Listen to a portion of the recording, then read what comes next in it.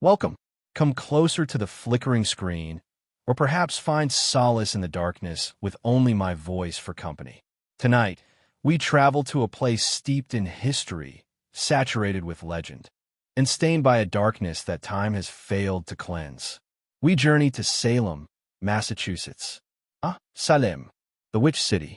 Even the name conjures images, doesn't it? Pointed hats silhouetted against a harvest moon, bubbling cauldrons, the stern faces of Puritan judges, and the spectral figures dangling from Gallows Hill. It's a town that has commodified its tragedy, transforming historical horror into a thriving tourist industry.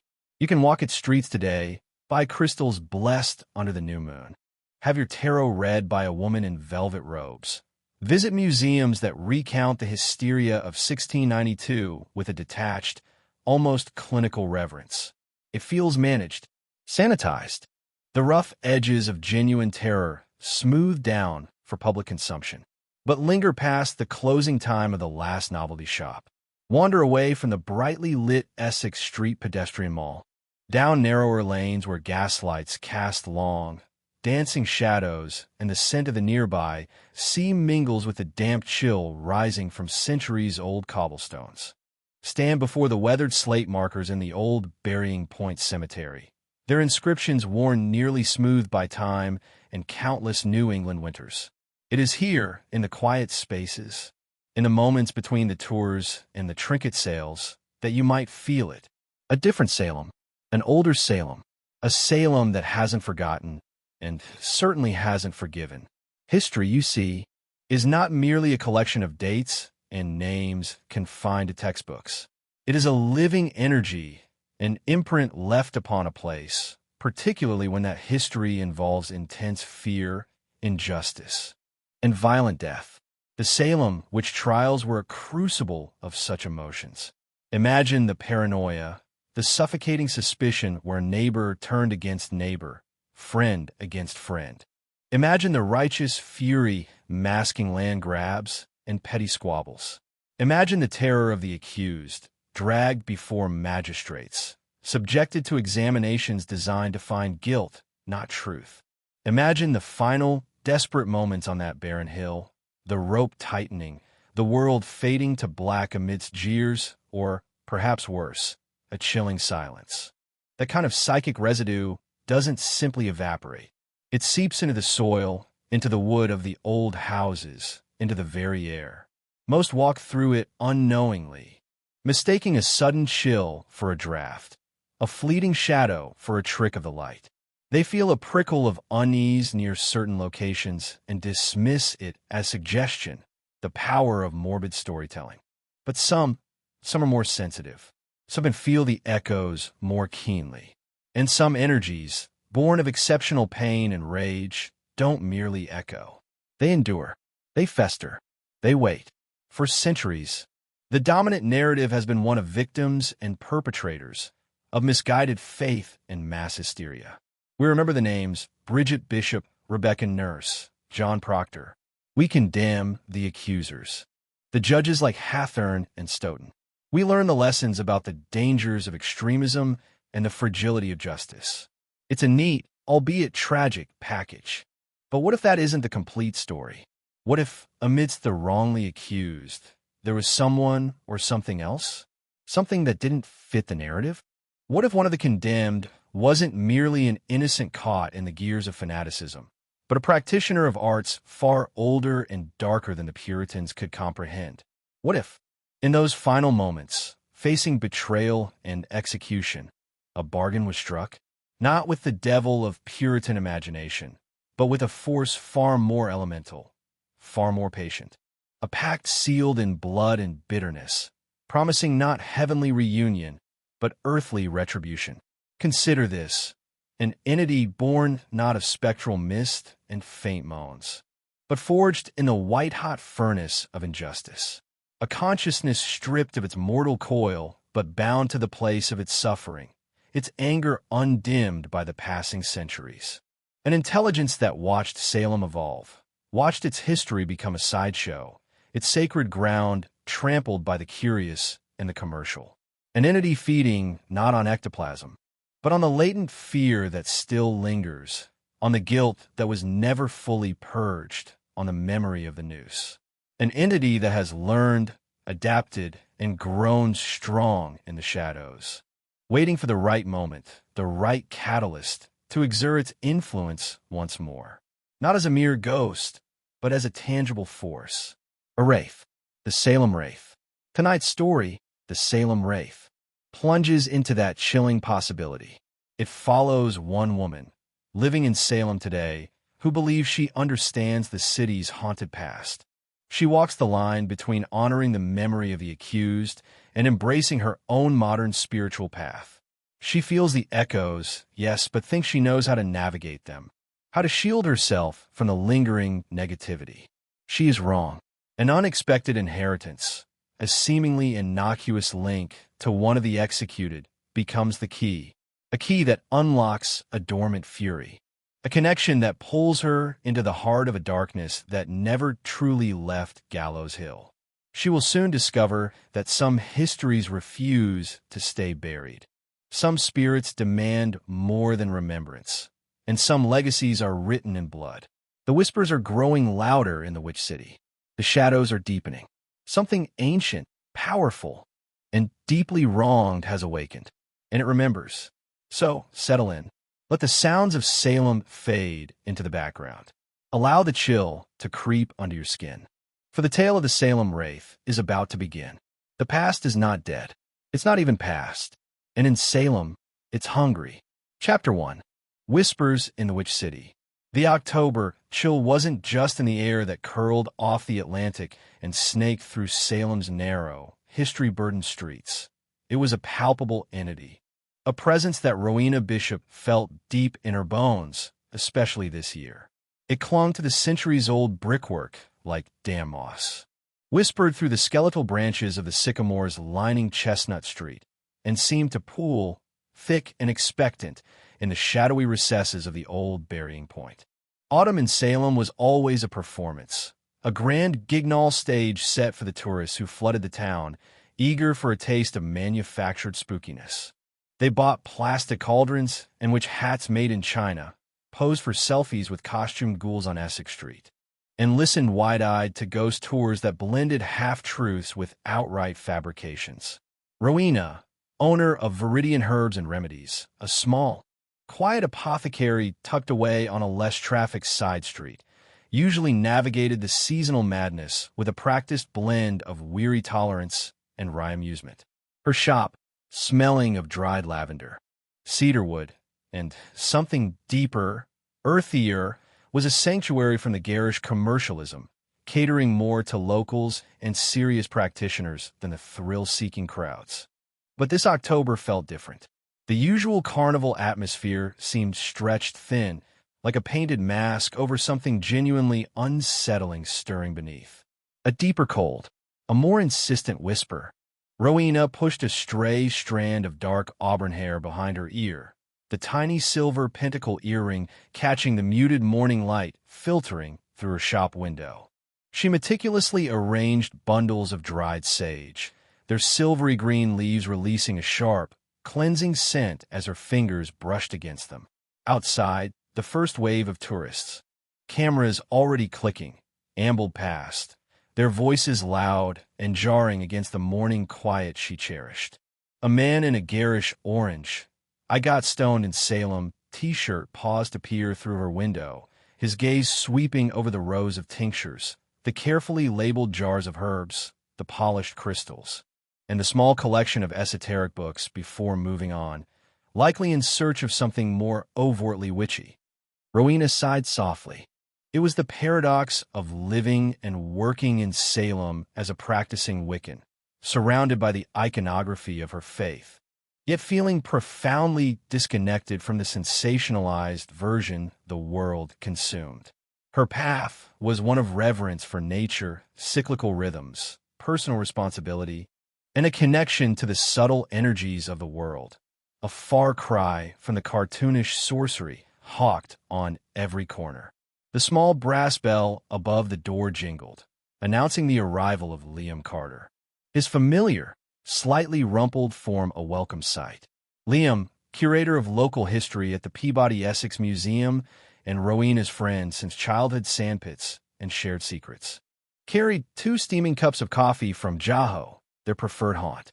He navigated the cozy confines of Iridian with practiced ease, setting the cups down on the worn oak counter. "Morning, Ro," he said, his voice warm. He ran a hand through his perpetually messy, sandy hair. "Surviving the pumpkin spice apocalypse." Rowena managed a smile. "Barely. Had a woman in here yesterday demanding a love potion that worked like instantly. I offered her some rather potent chamomile tea." Liam chuckled, leaning against the counter. His academic demeanor softened around Rowena, the historian's meticulousness giving way to an easy familiarity. "Chamomile. Brutal. You should have sold her a genuine Salem Hex kid instead. Probably make a killing." "Tempting," Rowena admitted, accepting the offered coffee. The warmth seeped into her hands, a small comfort against the pervasive chill she couldn't seem to shake. "But my conscience, unlike some shop owners I could mention, is still intact. Besides," she added, her gaze drifting towards the window, "it feels off this year, Liam. More than usual. Like the air itself is thin." Liam's smile faded slightly. He knew Rowena wasn't prone to fanciful anxieties. Living in Salem, even for a skeptic grounded in historical fact like himself, meant acknowledging the city's peculiar weight. "Of how? Just heavy. Pressurized. I had a dream last night." She hesitated, swirling the coffee in her cup. "Gallows Hill. Not the park it is now, but older. Barren. And the air was full of static, like before a lightning strike, but silent. And cold. So incredibly cold." Liam frowned. "Probably just the seasonal creep factor getting to you. Happens every October. You spend too much time thinking about the trials, absorbing the collective morbid fascination." "Maybe," Rowena conceded, though the feeling lingered, a dissonant note beneath the surface of the day. "How's the museum gearing up?" "Predictably swamped. New exhibit on 17th century maritime trade. But everyone just wants to see the witchcraft documents. We had to put up extra stanchions around the examination records of Bridget Bishop. It's a circus." He took a sip of his coffee. "Speaking of history, I was digging through some uncatalogued acquisitions from the Historical Society archives yesterday. Found a fascinating series of letters from Reverend Noyes, written after the main trials ended, expressing, well, let's call it lingering concerns about certain local families. Nothing specific, unrelated to the coffee. Unsettled spirits? That feels disturbingly relevant." Before Liam could respond, the brass bell jingled again.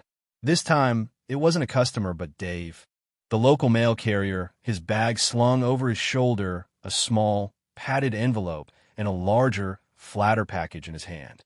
"Morning, Rowena." Liam, Dave greeted cheerfully, sorting through the mail. "Just the usual bills, flyers for haunted happenings." "Oh, and this package for you, Ro. Certified mail. Looks official." He handed her the thick, cream-colored envelope first. It bore the return address of a law firm in Boston, Blackwood, Finch and Associates. Puzzled, Rowena slid it open with a bronze letter opener shaped like a raven's feather. Inside was a formal, jargon-filled letter stating that following the recent passing of a Ms. Eleanor Ainsworth of Concord, Massachusetts, a name Rowena didn't recognize, she, Rowena Elaine Bishop, was named as the sole beneficiary of a specific item detailed in Ms. Ainsworth's will, pursuant to a lineage clause tracing back several generations. Enclosed was a separate, sealed note apparently written by Ms. Ainsworth herself, and instructions to contact the firm regarding the delivery of said item. "Eleanor Ainsworth?" Rowena murmured, scanning the dense legal text. "I've never heard of her." Liam peered over her shoulder. "Lineage clause? Sounds intriguing. Maybe you're related to some old Boston Brahmin family?" "Doubtful," Rowena said dryly. Her family history, as far as she knew, was firmly rooted in working-class Salem stock, fishermen and shopkeepers, not Beacon Hill aristocracy. She picked up the second package Dave had handed her. It was wrapped in plain brown paper, surprisingly heavy for its size, maybe 10 inches square and a few inches thick. The return address simply read Blackwood, Finch and Associates, Estate Division. "This must be it," she said, her curiosity piqued despite the lawyerly stiffness of the communication. "Guess they didn't wait for me to call." She carefully tore away the brown paper, revealing a sturdy, dark wooden box, plain and unadorned, clearly quite old. It wasn't locked, but fastened with two simple brass clasps. A faint scent, like dried herbs and old paper, clung to it. "Well, go on," Liam urged, his historian's curiosity now fully engaged. "Open it. Buried treasure? Secret documents? The long-lost recipe for authentic Salem fudge?" Rowena shot him a look, but carefully unlatched the box. Inside, nestled on faded, brittle-looking velvet lining that might once have been deep blue but was now closer to gray, lay a single object. A silver locket. It was larger than most modern lockets, perhaps 2 inches across, shaped like a slightly flattened oval. The silver was heavily tarnished, almost black in places, obscuring much of its surface detail, but Rowena could just make out an intricate engraving, not a flower or a monogram, but what looked like a gnarled, leafless tree, its roots digging deep and its branches reaching upwards, intertwined in a complex pattern. A heavy, tarnished silver chain was attached. It wasn't beautiful in the conventional sense. It felt heavy, solid, and strangely cold to the touch, colder than the ambient temperature of the shop should have allowed. An energy emanated from it, faint but distinct, like the hum of electricity behind a wall. A low thrum that resonated unsettlingly in Rowena's fingertips. She felt an instinctive urge to pull her hand back, a flicker of primal caution. "Wow," Liam breathed, leaning closer. "That looks 17th century. Seriously old. Look at the style of the engraving, the chain link. Definitely not modern." Rowena picked it up carefully. The cold intensified, seeping into her skin. It wasn't just the chill of old metal. It felt like an internal coldness, an absence of warmth. Who was Eleanor Ainsworth? And why would she leave this to me? She turned her attention back to the lawyer's envelope and found the smaller, sealed note mentioned. The paper was thick, creamy, and bore the faint scent of lavender. The handwriting inside was shaky but elegant, the ink faded slightly. "My dearest Rowena, if you are indeed the one this finds. You do not know me, but I know of you, or rather of your line. My name is Eleanor Ainsworth, and I am the last custodian of this object. It has passed through the female line of my family for generations, always with the same instruction, should our line fail. It is to be returned to the descendants of Temperance Hobbs." Rowena's breath caught in her throat. Temperance Hobbs. The name slammed into her with the force of an unexpected wave. It wasn't a name from dusty archives Liam might mention. It was a name whispered in her own family, a half-forgotten branch on their genealogical tree, shrouded in shame and reluctance. Temperance Hobbs, hanged on Gallows Hill, September 22nd, 1692. Accused, condemned, executed. Her great-great-great. She lost count of the greats, and Liam saw the change in her expression. Temperance Hobbs? One of the 19. Rowena nodded numbly, her fingers tightening instinctively around the cold silver locket. Suddenly, the object felt immensely heavier, charged with a significance that went far beyond mere historical artifact. This wasn't just a locket from the 17th century. It belonged to her, to Temperance. She continued reading Eleanor's note. "Tradition holds that Temperance gave this locket to a friend, a member of my own family's ancestry, for safekeeping just before her arrest, whispering that it held her truth and her protection. What truth, what protection, I do not know. It has been a silent, heavy presence in our family, sometimes associated with unease, sometimes with strange whispers in the night. I confess, I have always been somewhat afraid of it. I have no daughters, and my sons have no interest in such morbid relics. Following the lineage clause, my lawyers traced your line, finding you, a bishop descendant, still living in Salem, practicing the old ways our ancestor was perhaps unjustly accused of. I hope it brings you clarity, or perhaps peace. I feel it belongs with Temperance's blood, back in the soil from which it came. Be cautious, Rowena. History holds more weight than we often acknowledge. Yours faithfully, Eleanor Ainsworth. A chill, utterly unrelated to the October air or the metal in her hand, traced its way down Rowena's spine. Her truth, her protection, unease, strange whispers. Be cautious. The words echoed the unsettling feeling that had clung to her all morning, the dream of Gallows Hill, the sense of thin, pressurized air. It felt less like receiving an inheritance and more like being handed a burden, a cold, tarnished secret plucked directly from the heart of the trials. Liam read the note over her shoulder, his usual skepticism tempered with a historian's awe. This is incredible, Ro. A direct physical link to Temperance Hobbs passed down all this time. It's historically priceless. It feels like more than history, Liam, Rowena whispered, her gaze fixed on the tarnished silver, the intricate, gnarled tree. The cold was undeniable now, a focused point of frigidity against her palm. As she stared, concentrating, trying to push past the tarnish with sheer will, the light seemed to shift. For a fleeting second, the engraved tree seemed darker, deeper, and she thought she saw, or perhaps felt, a flicker within the locket's closed form, like a brief, internal pulse. Then a sound, so faint it might have been the settling of the old building or the sigh of the wind outside, but it sounded chillingly like a single, drawn-out whisper brushing against her ear, forming a word she couldn't quite catch, yet felt she understood. Mine? Rowena snatched her hand back as if burned, the locket falling with a dull thud onto the oak counter, leaving a patch of cold condensation where it had lain. Her heart hammered against her ribs. Liam looked startled. What is it? What's wrong? Rowena stared at the locket, her hand tingling, the phantom whisper echoing in her mind. The shop suddenly felt too small, the familiar sense of herbs cloying, the muted light oppressive. The chill she'd felt all morning hadn't just been in the air.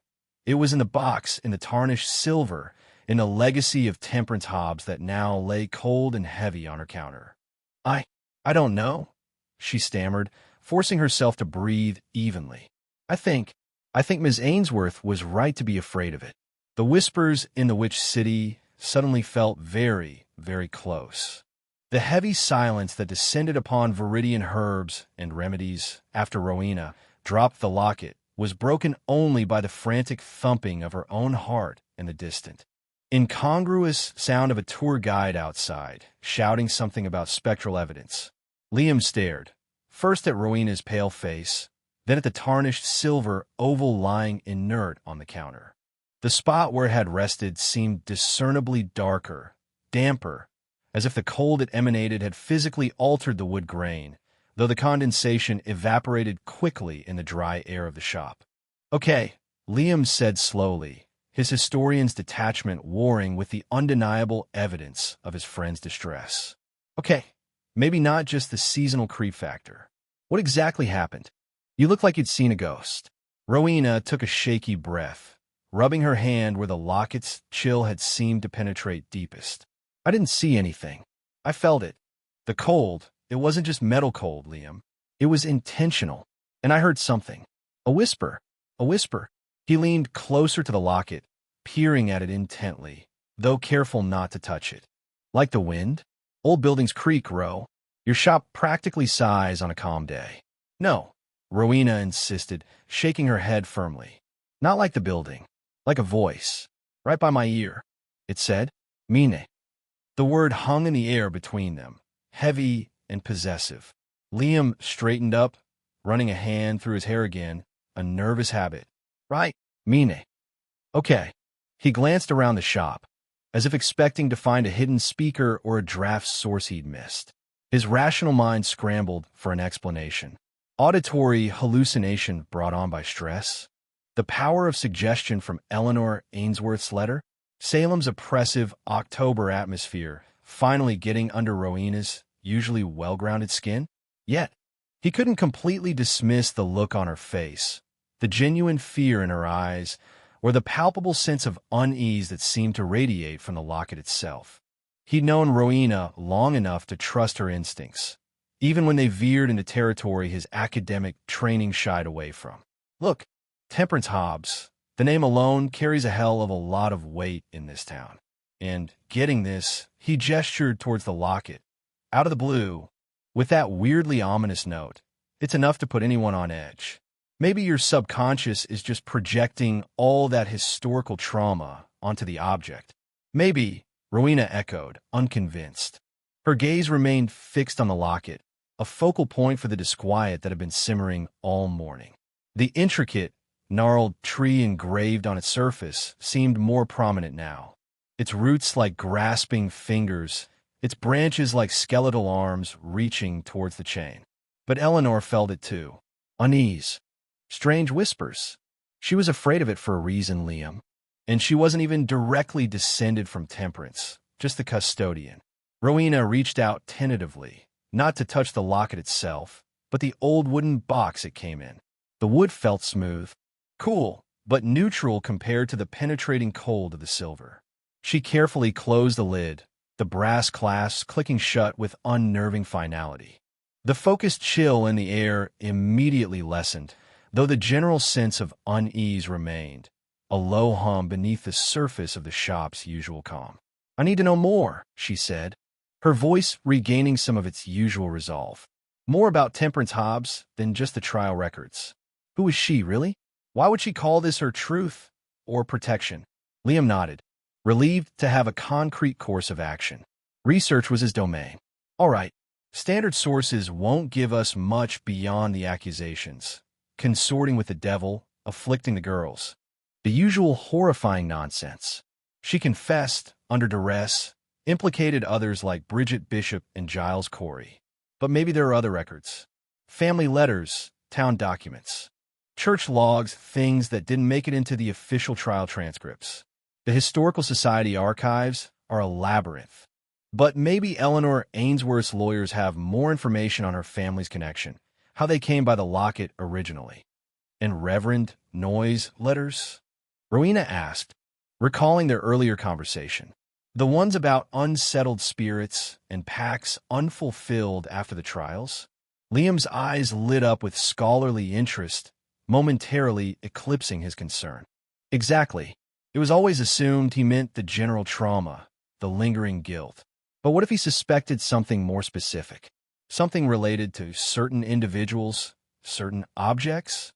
He pulled out his phone. "Let me make a few calls. I have contacts at the Society, and I can access the museum's digitized archives remotely. We can cross-reference names, dates, see if Temperance or the Ainsworth ancestors pop up anywhere unexpected."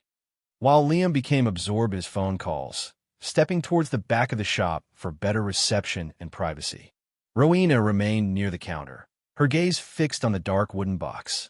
The urge to open it again warred with a deep-seated reluctance. What truth could be held within a piece of tarnished silver? And what kind of protection required such a potent, chilling energy? Her Wiccan practice emphasized balance, the flow of natural energies, healing, and respect for life. The locket felt discordant, like a wound in the fabric of energy, cold and stagnant. Yet it was hers now, a legacy, a responsibility handed down through centuries, linked directly to an ancestor whose tragic fate was woven into the very identity of Salem. She couldn't simply ignore it or lock it away. Temperance deserved more than that. The bell above the door jingled brightly, startling her. Sarah Chun stood there, her usual serene smile framed by sleek, black hair. Sarah co-owned a small crystal and divination shop further down the street, Astral Echoes, and was one of Rowena's closest friends within Salem's often fragmented pagan community. She radiated a calm, intuitive energy that usually soothed Rowena's nerves. Today, however, Sarah's smile faltered slightly as she stepped inside, her dark eyes scanning the shop with unusual intensity. "Whoa," Sarah said softly, pulling her wool shawl tighter around her shoulders. "Did you cleanse in here this morning, Ro? The energy feels thick and spiky." Rowena managed a weak smile. "Something like that. Coffee, please," Sarah nodded, walking towards the counter, her gaze inevitably drawn to the dark wooden box. New acquisition? Before Rowena could explain, Liam returned from the back room, tucking his phone away. Okay, I've got feelers out at the society, and I'm running searches on Temperance and anyone named Ainsworth connected to Salem Post, 1692. Might take time. Oh, hey, Sarah. Sarah greeted him with a nod. Keeping Rowena out of mystical trouble. Try my best. Liam grinned, though his eyes kept flicking towards the box.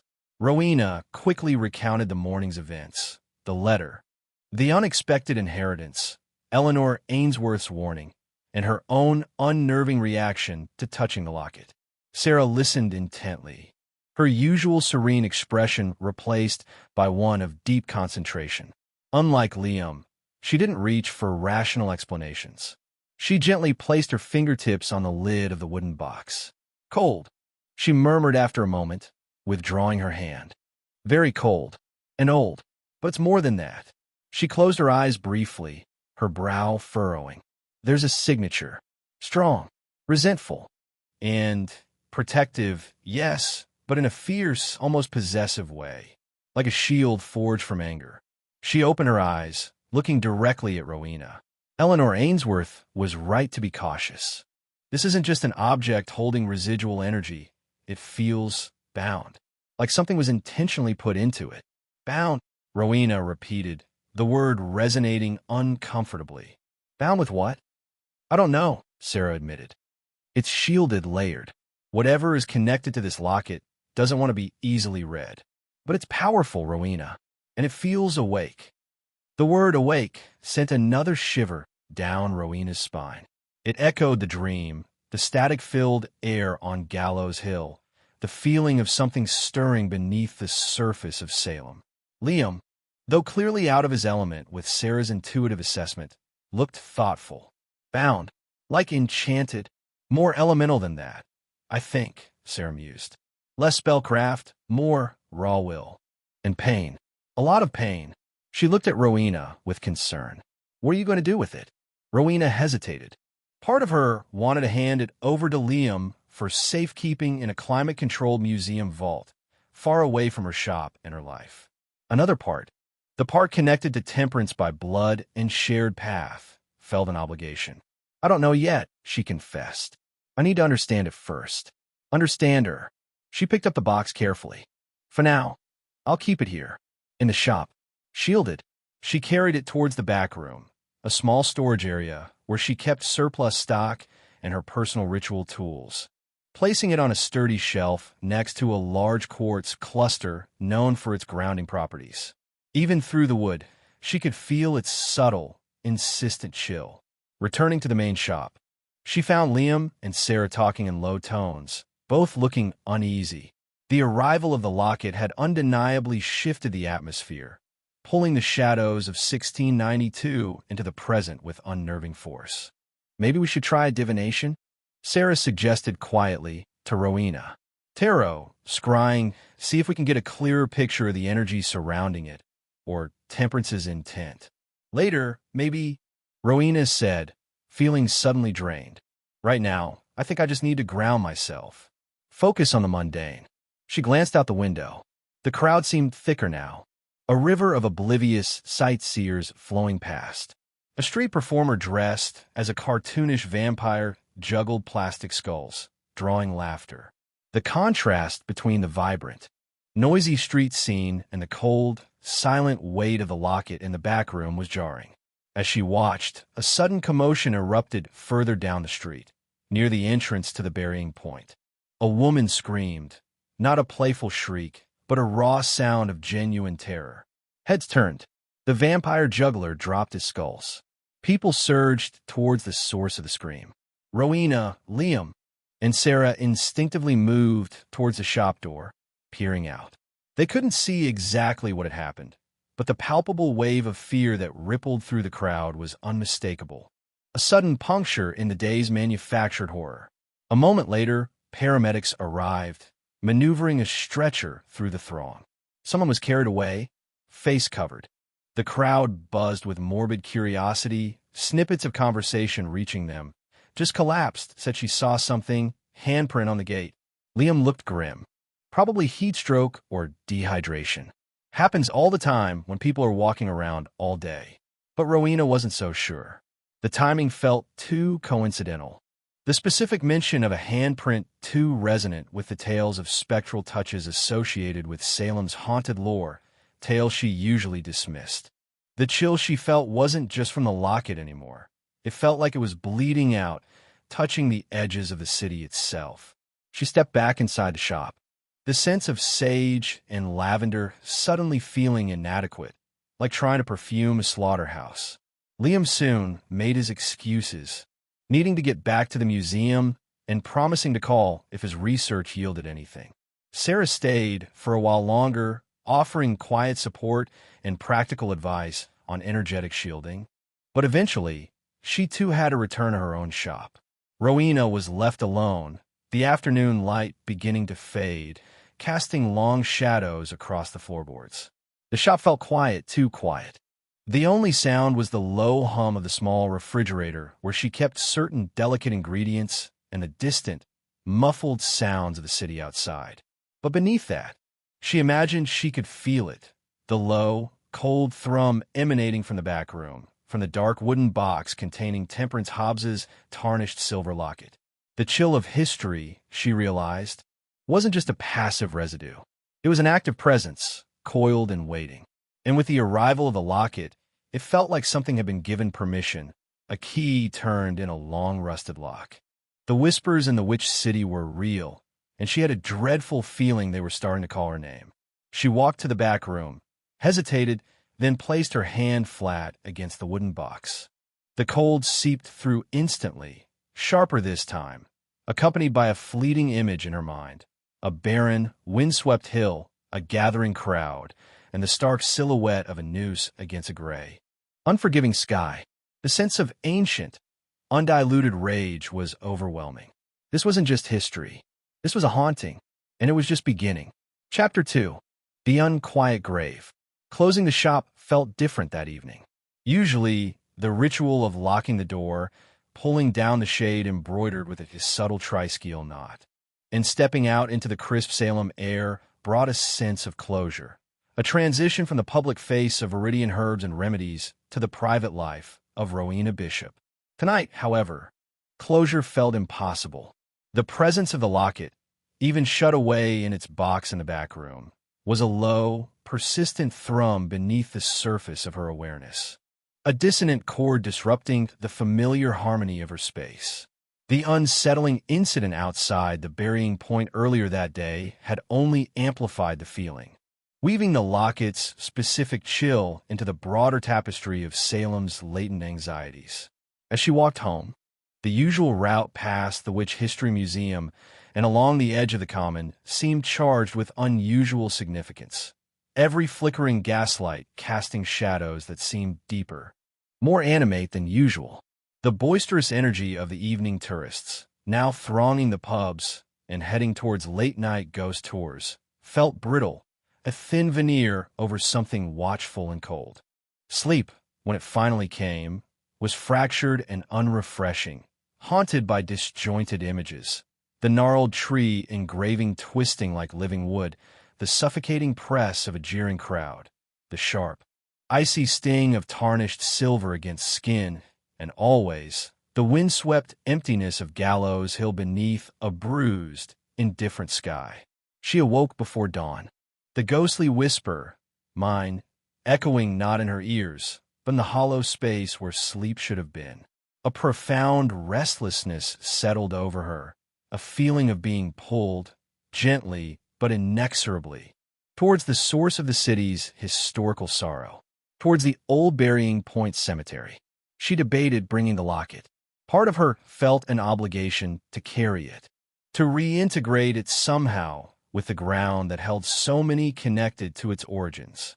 Another, more cautious part, the part that still felt the phantom chill on her palm, urged her to leave it behind, to gauge the cemetery's energy without its immediate, intense influence. Caution 1. Locking the locket securely in a carved rowan wood box known for its protective qualities. She placed it back on the shelf in the shop's back room before heading out into the pre-dawn gloom. The air was cold and damp, smelling of salt and decaying leaves. The typical scent of a Salem autumn morning. Fog rolled in from the harbor, muffling sound and blurring the edges of the familiar streets, lending an ethereal quality to the old houses she passed. The old burying point, also known as the Charter Street Cemetery, was silent and empty at this hour, a stark contrast to the chaos of the previous afternoon. The ancient wrought iron gates, usually thronged with visitors photographing the weathered headstones, stood sentinel in the swirling mist.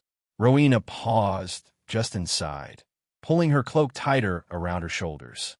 The sheer weight of history here was always palpable, but today it felt different, heavier, more concentrated, less like passive memory and more like a held breath.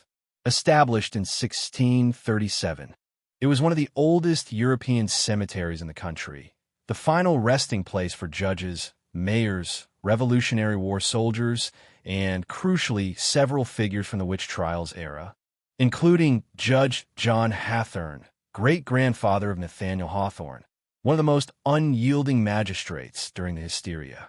The victims, however, were not buried here. Condemned witches were denied Christian burial in consecrated ground. Their bodies were unceremoniously disposed of, likely near Gallows Hill itself, their graves unmarked, lost to time. Yet, the energy of the trials permeated this place nonetheless, clinging to the names of the powerful, the accusers, the bystanders who let it happen. Rowena began to walk slowly along the winding, uneven paths, her boots crunching softly on the gravel. The fog swirled around the tilted, lichen-encrusted headstones, some carved with winged death's heads, others with simpler inscriptions barely legible after nearly 4 centuries of wind and rain. She let her senses expand, tuning into the subtle, energetic currents of the place. Normally, the cemetery held a melancholic peace, the quiet dignity of age and remembrance.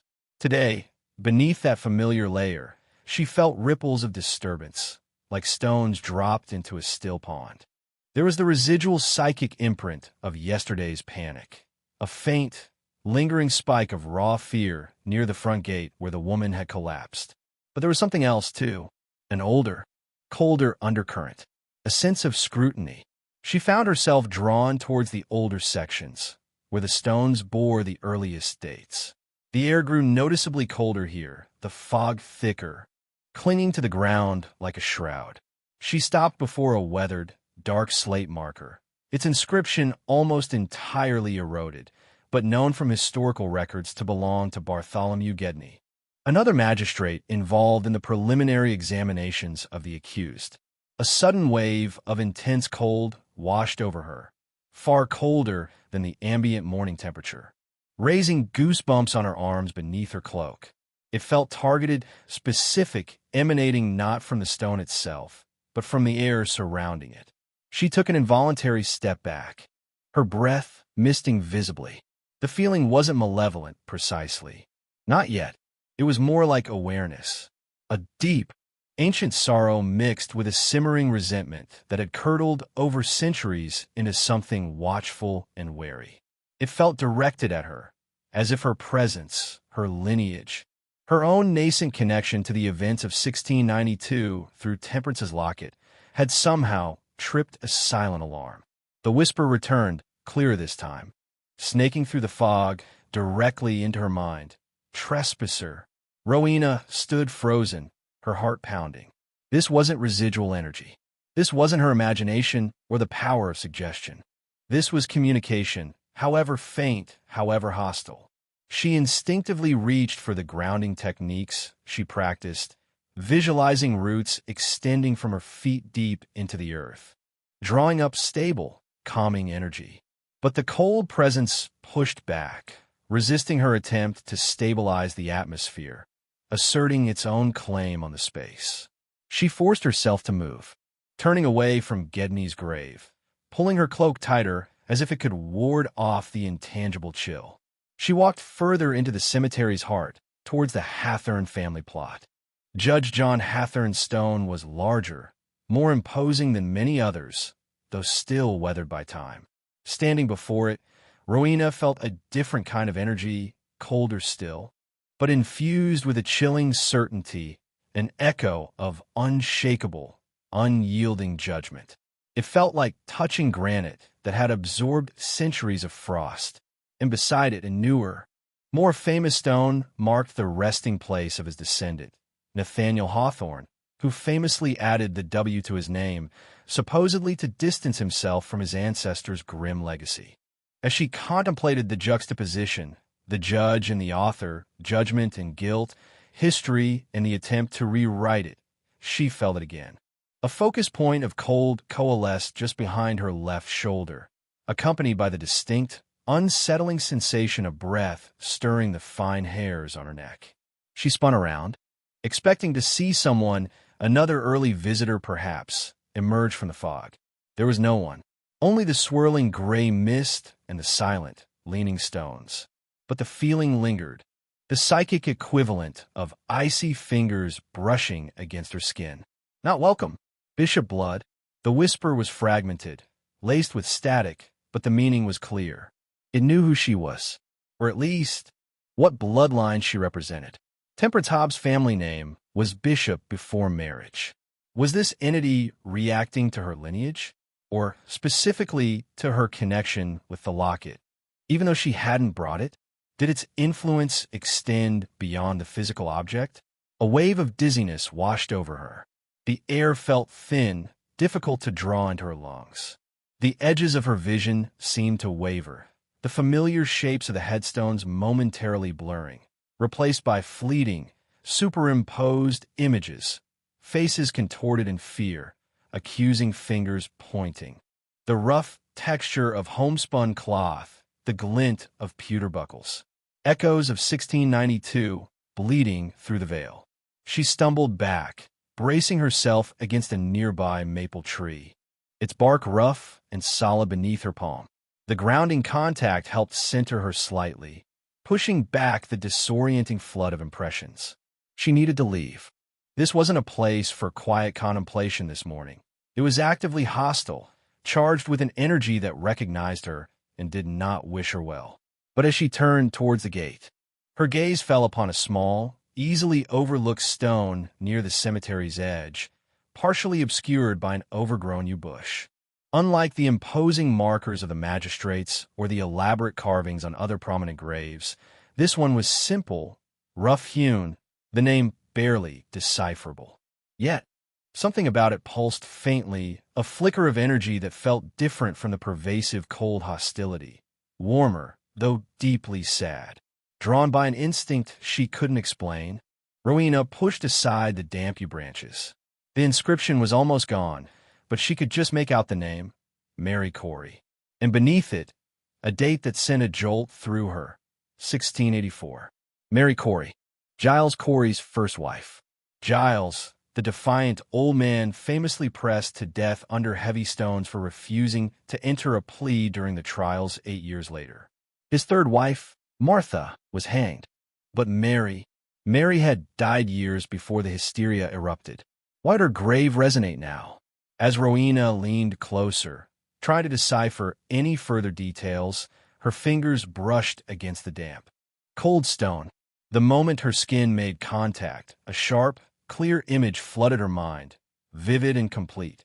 Temperance Hobbs, younger, her face etched with worry, pressing the tarnished silver locket, her locket, into the hand of another woman with kind eyes and work-worn fingers. The exchange happened quickly, furtively, in the shadow of a looming church spire. "Keep it safe, Mary," Temperance whispered in the vision, her voice tight with fear. "Keep my truth safe until this passes." The vision shattered, leaving Rowena gasping, leaning heavily against the stone. Mary Corey. Temperance hadn't given the locket to an Ainsworth ancestor directly, not initially. She had entrusted it to Mary Corey, Giles' wife, years before the trials even began. Why? And how did it then pass from Mary, who died in 1684, to the Ainsworth family? The connection felt vital, a missing piece of the puzzle. A sudden noise broke the pre-dawn stillness, the harsh scraping sound of metal on stone, coming from deeper within the cemetery, near the shadowed wall bordering Charter Street. It was a grating, repetitive sound, utterly out of place in the quiet graveyard. Rowena froze, listening intently. It wasn't the sound of groundskeeping. It was too irregular, too furtive. It sounded like someone trying to pry something loose, or, perhaps, digging. Her earlier fear momentarily forgotten, replaced by a mixture of curiosity and alarm. Rowena moved cautiously towards the sound, using the fog and the larger monuments for cover. The scraping grew louder, accompanied now by low, guttural muttering. She peered around the edge of a large, table-like tombstone. In the dim, foggy light, she saw a figure hunched over a low, partially sunken grave marker near the far wall. The figure was cloaked and hooded, impossible to identify, digging frantically at the earth around the base of the stone with what looked like a small, rusty trowel. They scrabbled at the dirt and moss, muttering unintelligibly, their movements jerky and obsessive. A wave of intense negativity rolled off the figure, far colder and more disturbing than the general chill of the cemetery. It felt like desperation mixed with a sickening, predatory hunger. Who would be digging in the old burying point before dawn? And why this particular, unremarkable grave? As Rowena watched, hidden, the figure paused, head cocked, as if listening. Then, slowly, deliberately, the hooded head turned directly towards her hiding place, though the face remained obscured by deep shadow and fog. A single, chilling chuckle, dry and rasping like dead leaves skittering across pavement, echoed through the mist. The figure knew she was there. The scraping stopped. An unnerving stillness fell, heavier and more menacing than the silence before. The entity, for Rowena felt instinctively this was no ordinary grave desecrator, seemed to be waiting, watching her from the shadows, emanating a palpable wave of ancient malice. The echoes in the burying point had become terrifyingly real. The hooded figure's chuckle wasn't loud, but it cut through the fog-drenched silence of the burying point like shards of ice. It was a sound devoid of humor, ancient and dry, laced with a profound contempt that sent a fresh wave of fear coursing through Rowena, colder and sharper than the ambient chill or the lingering presence of the magistrate's spectral displeasure. To be seen, truly seen, by something emanating such pure malice while it desecrated sacred ground was terrifying on a primal level. Every instinct screamed at her to run, to flee the oppressive atmosphere of the cemetery and the focused hostility of the being hunched near the far wall. But her feet felt leaden, rooted to the damp earth behind the tombstone.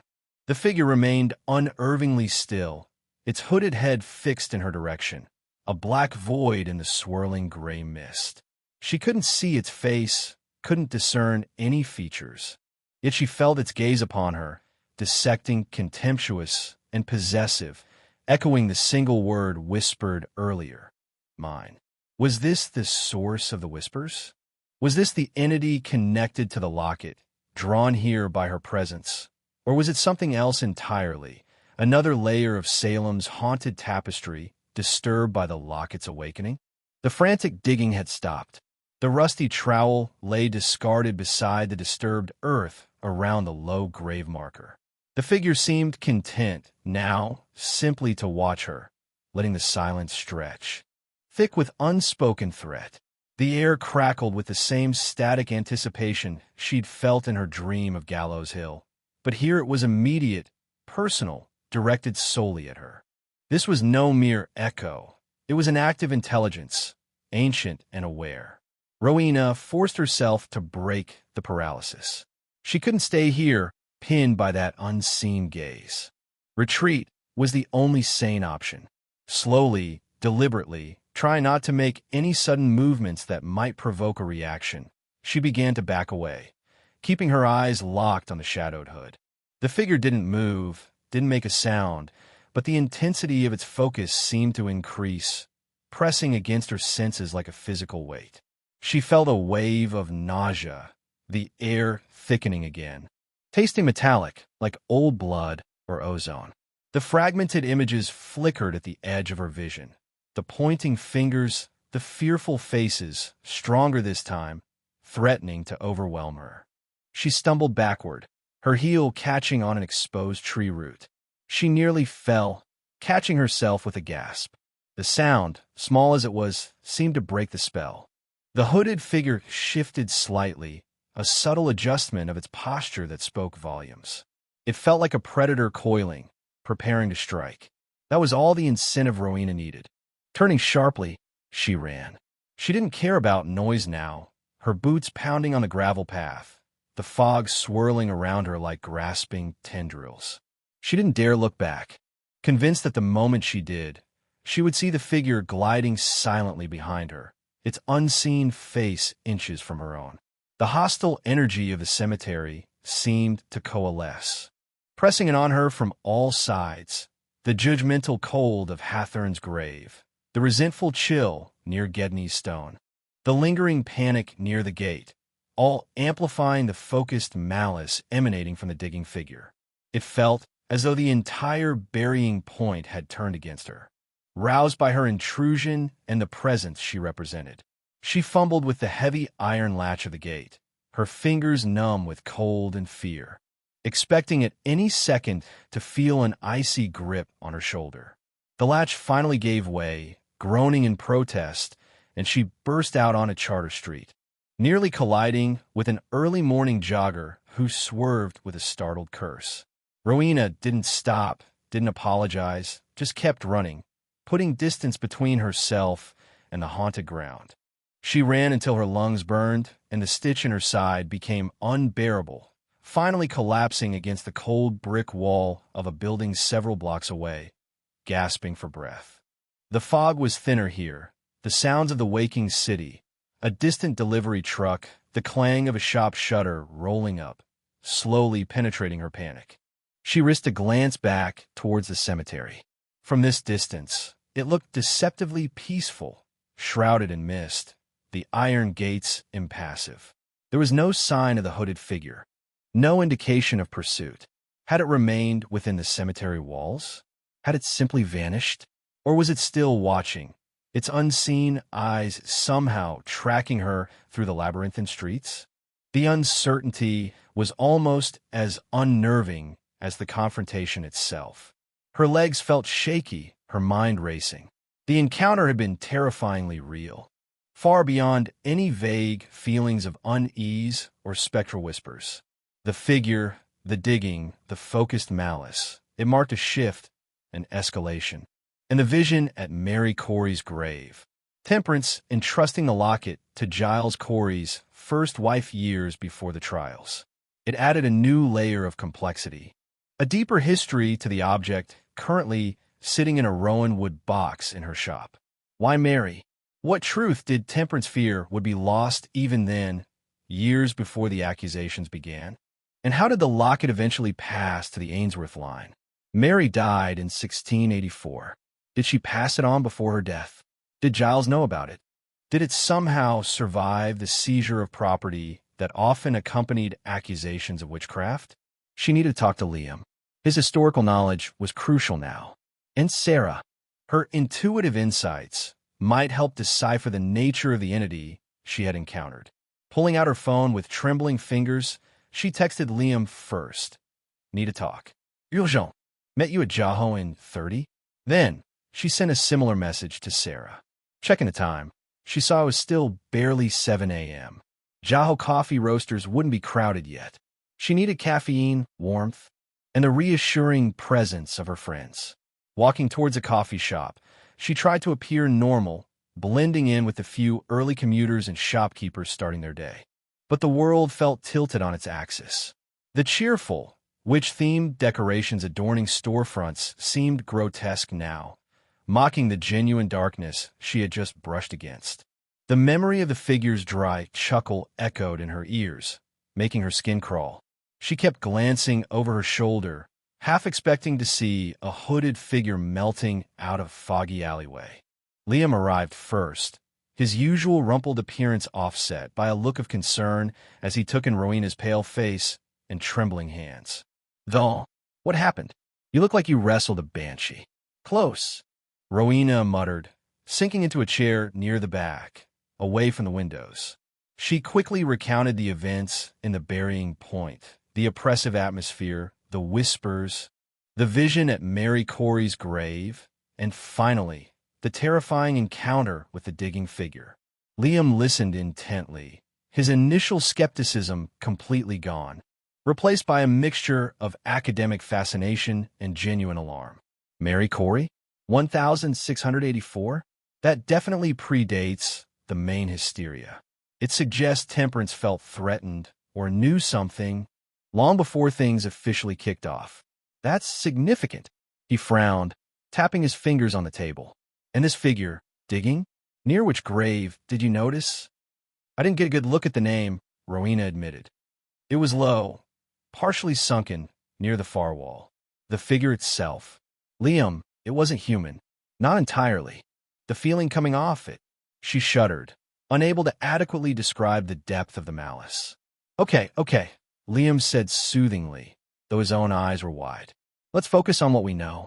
Temperance gave the locket to Mary Corey for safekeeping around or before 1684. Mary dies. Somehow, the locket ends up with the Ainsworth family, who eventually pass it to you. And now, something ancient and hostile is digging graves in the burying point and seems to know who you are. He shook his head. This is escalating fast. Just then, Sarah arrived, her usual calm aura slightly ruffled. I felt the spike, she said immediately, sitting down beside Rowena. Around dawn, a sharp disturbance, centered near Charter Street. Cold, angry, and hungry. Was that you? Rowena nodded numbly. I was there. I saw something. She quickly filled Sarah in. Sarah listened, her expression growing increasingly grave. The figure you describe, the energy signature, it sounds like something deeply rooted, feeding on the place's pain. Not just a residual echo, but an active entity, possibly territorial. And the digging. Graves are anchors, connection points. Disturbing them can release energy, or it could be searching for something. She looked at Rowena. Did it feel connected to the locket? I don't know, Rowena confessed. The locket feels cold and powerful, but this felt different. More actively malevolent. Less like contained energy, more like directed hatred. Maybe they're connected. Maybe they're separate forces interacting now that the locket is back. Before they could speculate further, Liam's phone buzzed. He glanced at the screen, his eyes widening slightly. Speak of the devil. This is from Martha, my contact at the Historical Society. She forwarded an internal email from the City Parks Department. Flagged as unusual incident. He read aloud. Early morning report from Burying Point groundskeeper. Significant ground disturbance noted near North Wall, Section D. Apparent attempted excavation around unmarked gravesite dating to late 17th century. No vandalism to headstone itself, but earth deeply disturbed. Also, Liam paused, looking up at Rowena and Sarah with a disturbed expression. Several dead crows found nearby. Cause of death undetermined, appear desiccated. They're calling it animal activity or unusual subsidence for now, keeping it low-key to avoid panic during tourist season. Dead crows. Desiccated. Rowena felt a cold dread spread through her. Crows were intelligent birds, often associated with omens and the spirit world and folklore. Finding them dead, desiccated as if life itself had been drained from them. Near the spot where the figure had been digging felt profoundly wrong. It was more than just a coincidence. It was a sign. The first tangible, physical evidence that the entity she encountered wasn't just a fleeting vision or a psychic impression. It was actively interacting with the physical world, leaving decay in its wake. Section D, North Wall, Liam muttered, already pulling up a map of the burying point on his phone. Unmarked grave, late 17th century. His finger traced the screen. There are several possibilities there, paupers' graves mostly, or infants, hard to say without more specific coordinates. But the fact that it was unmarked Maybe it wasn't searching for something buried with someone, Sarah suggested quietly, her eyes dark with thought. Maybe it was trying to disturb the connection to the ground itself, or draw power from it. She looked directly at Rowena. That area, the energy you felt, the figure, the dead birds. This feels like the beginning, Ro, whatever was bound to that locket, whatever entity haunts this city's past. It's making its presence known. This wasn't just a warning to you. It was a declaration. Rowena looked from Liam's concerned face to Sarah's grim expression. The coffee suddenly tasted bitter. The warmth of the shop couldn't dispel the chill that had settled deep within her. The desiccated crows, the disturbed earth around an unmarked grave, the possessive whisper, the figure's chilling chuckle. It all painted a picture of something awakening, something hungry, something that saw her arrival, and the arrival of Temperance Hobbs's locket, as a significant event. The first sign had been given. The question now was what would come next, and was the locket her inheritance, her protection, or the key that had unlocked the cage? The phrase desiccated crows hung heavy in the air of Jaho coffee roasters, a chilling counterpoint to the cheerful clatter of ceramic mugs and the hiss of the espresso machine. The initial shock of Rowena's encounter and the subsequent confirmation from Liam's contact had settled into a grim understanding among the three friends. They were no longer just dealing with historical echoes or a potentially cursed artifact. Something tangible, hostile, and capable of affecting the physical world was active in Salem, and its recent actions seemed directly linked to Rowena and the locket. The spectral threads connecting past and present, artifact and entity, were becoming frighteningly visible. Desiccated, Sarah repeated softly, her dark eyes distant as she traced the rim of her untouched teacup. That suggests a draining of life force, not just a simple killing. Whatever that thing in the cemetery is, it doesn't just hate life, it consumes it. That level of energy manipulation, it's old. Very old, and operating by rules far removed from standard hauntings or residual energy. Liam, meanwhile, was furiously tapping away on his phone, cross-referencing the cemetery map with historical plot records accessible through the museum's database. North Wall, Section D, unmarked grave, late 17th century. It's tricky. Record-keeping for unmarked burials, especially those potentially outside consecrated ground or for individuals deemed undesirable, was inconsistent at best. But Martha mentioned the groundskeeper noted the specific plot number based on older survey maps. He thinks, wait a second. Liam paused, squinting at his screen. Okay, according to an overlay from a 1710 parish survey map, that specific plot corresponds roughly to an area sometimes referred to in older town records, unofficially as Betrayer's Corner. Betrayer's Corner? Rowena asked, a knot tightening in her stomach. What? Local folklore, mostly dismissed by serious historians, Liam admitted. But the story goes it was a section near the wall where individuals ostracized by the community, though not formally condemned as witches, were sometimes buried. People who had perhaps informed, given false testimony under pressure, or broken community covenants in ways that didn't warrant execution but earned lasting scorn. Outcasts, social lepers. He looked up, his expression troubled. If that entity was digging there, was it trying to unearth the remains of someone specific? Someone who betrayed Temperance? Or someone who betrayed it? The question hung in the air, adding another tangled thread to the growing mystery. Was the entity seeking vengeance against a long-dead betrayer? Or was it connected to that individual somehow? We need to trace the locket's path, Rowena stated, pushing aside her fear with a surge of determination. Temperance gave it to Mary Corey around or before 1684. Mary died that same year. How did it get from Mary to the Ainsworth family? Who were they? On it, Liam confirmed, already switching browser tabs on his phone. Searching Salem and Concord records for Ainsworth, connected to Corey, or Hobbs, or Bishop, late 17th, early 18th century. Concord is where Eleanor lived, so the family likely moved there at some point, but the Salem connection must be the origin point. He scrolled rapidly, muttering names and dates under his breath. Sarah leaned towards Rowena. While Liam chases the paper trail, let's focus on the energy. That locket. You said Eleanor felt unease, heard whispers. You felt the cold, heard the word mine. It's clearly a conduit or an anchor for something. But Temperance called it her truth and protection. Those words imply something deliberate, possibly even benevolent, at least towards her. How can it be both? Maybe the protection soured? Rowena mused, thinking aloud. Or maybe the entity clinging to it now isn't the one Temperance intended the protection against. What if the locket was meant to shield her from something like the entity I saw this morning? A shield that became a prison, Sarah offered, her eyes narrowing in thought. Or a beacon. Binding something powerful to an object can contain it, but it also creates a focal point. If the original intent was protection, perhaps involving binding a protective spirit or energy, centuries of neglect, fear from custodians like Eleanor, and the lingering trauma of Salem could have corrupted it, twisted its purpose.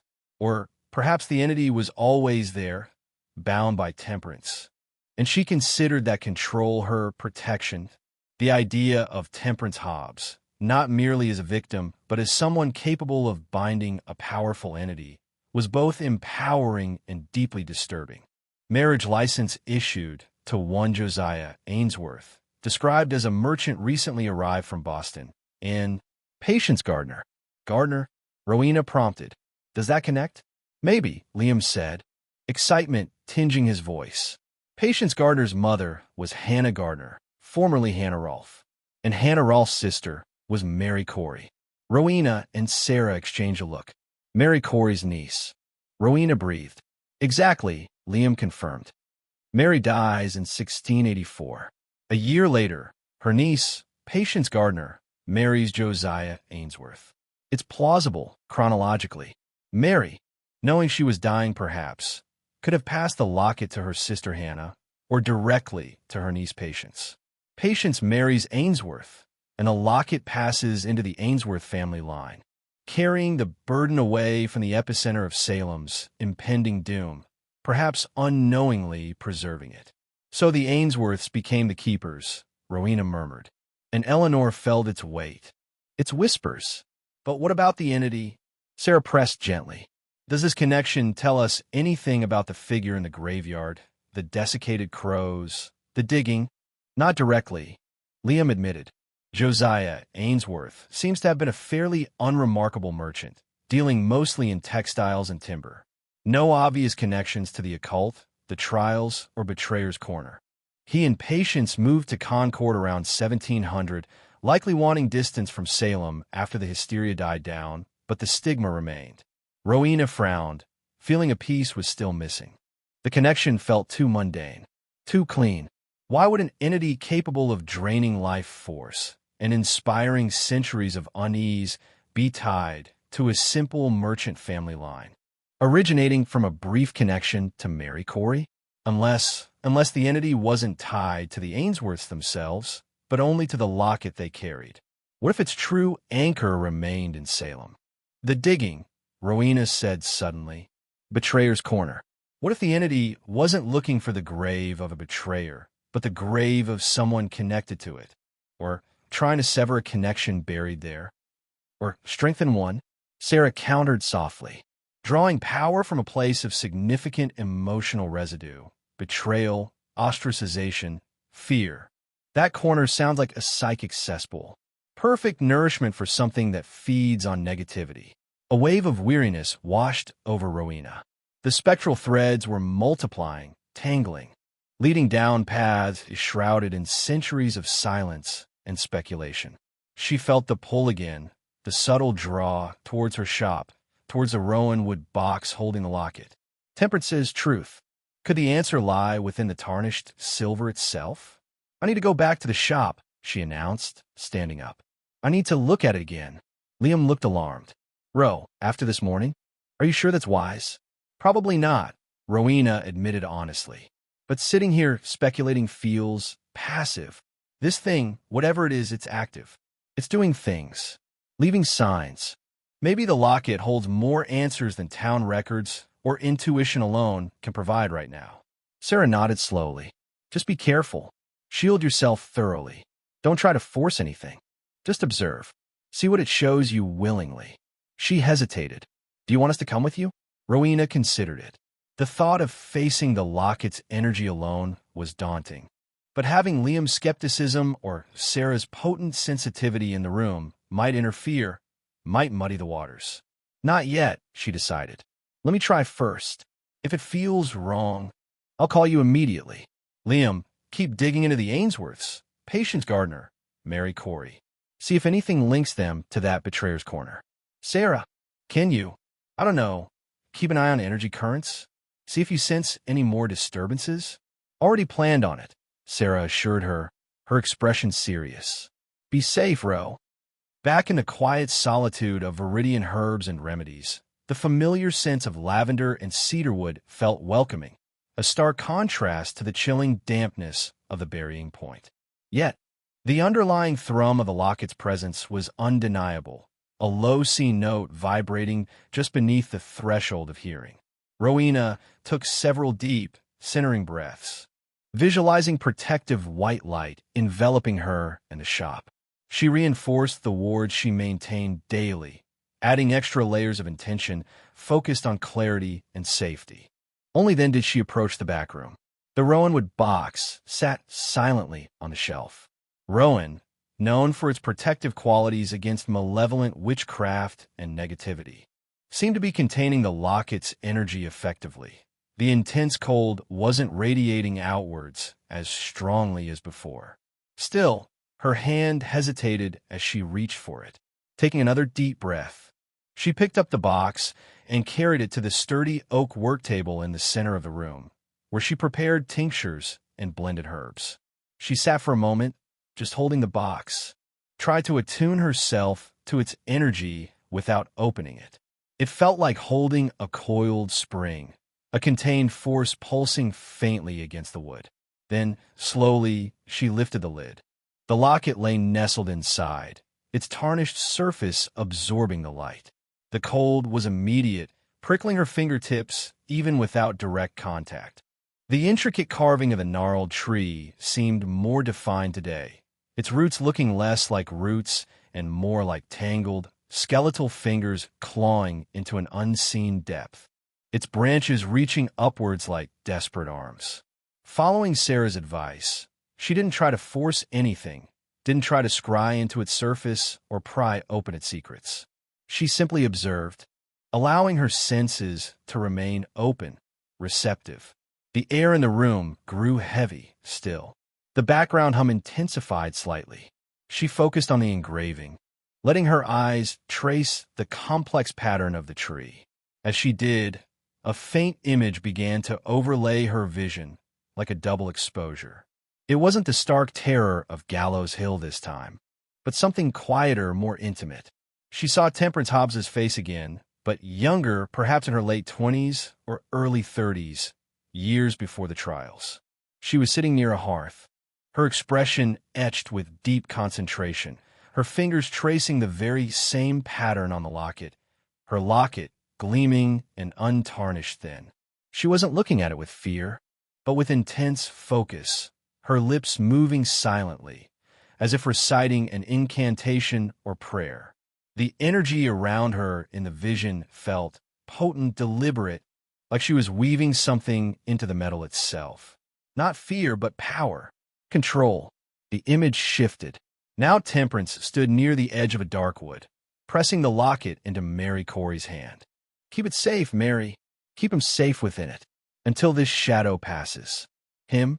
The word echoed in Rowena's mind. Not my truth, but him. Keep him safe within it. The locket wasn't just a shield or a repository of truth. It was a prison. Temperance Hobbs had bound something, someone, inside the silver locket. Was that her protection? Containing a dangerous entity? Who was him? And why did Mary Corey need to keep it safe years before the trials? What shadow was Temperance referring to back then?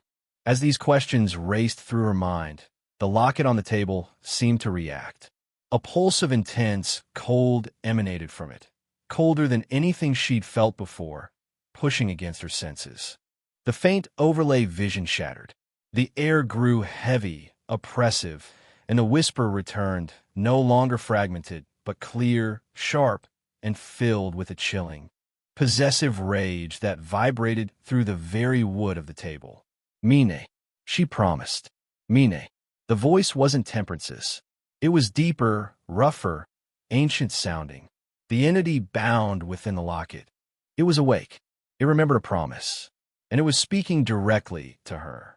The spectral threads weren't just connecting past events. They were tightening, pulling her into the heart of a pact made centuries ago, a pact built on promises and prisons, a pact that was rapidly, terrifyingly unraveling.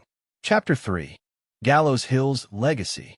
The voice from the locket mine, she promised. Mine, echoed in the sudden, profound silence of the back room, not as sound waves traveling through air, but as a direct psychic impact, cold and sharp against Rowena's consciousness. It was a voice thick with age and resentment, the raw sound of thwarted desire festering over centuries. The entity wasn't just in the locket. It was aware, communicating, asserting a claim based on a promise made by Temperance Hobbs herself. The implications sent a fresh wave of dread through Rowena, colder even than the locket's palpable chill. Temperance hadn't just bound something. She had apparently bargained with it. Rowena instinctively slammed the lid of the Rowan-wood box shut, the sharp click punctuating the oppressive silence. The intense cold receded slightly, the voice cut off mid-thought, but the echo remained, a psychic residue, clinging to the air. Her hands were shaking again. She pushed the box away, sliding it across the smooth oak surface of the work table. A prison. Temperance had imprisoned this entity within the silver, perhaps as a desperate measure, a form of protection through containment. But the promise, what had Temperance promised it in return for its submission, or perhaps its power? And why did the entity believe Rowena, a distant descendant, was now somehow part of that centuries-old bargain?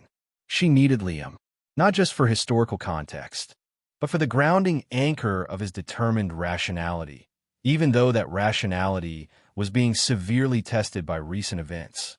She grabbed her phone, her fingers fumbling slightly, and dialed his number. He answered on the second ring, his voice tight with suppressed excitement. Val, perfect timing. I think I found something else. Something weird. Me too, Rowena said, her voice strained. The locket spoke, or rather, the thing inside it did. She quickly relayed the entity's chilling claim. Mine, she promised. Mine. There was a sharp intake of breath on Liam's end. It spoke? Okay, that moves things squarely out of subtle energy signatures and into holy crap. What did your ancestor unleash? Territory. Why found might connect. What is it? Rowena urged, leaning heavily against the table, the Rowan box radiating a contained coldness nearby. Remember Reverend Noy's letters? The ones mentioning unsettled spirits and pacts unfulfilled after the main trials. Liam's voice lowered slightly, conspiratorially.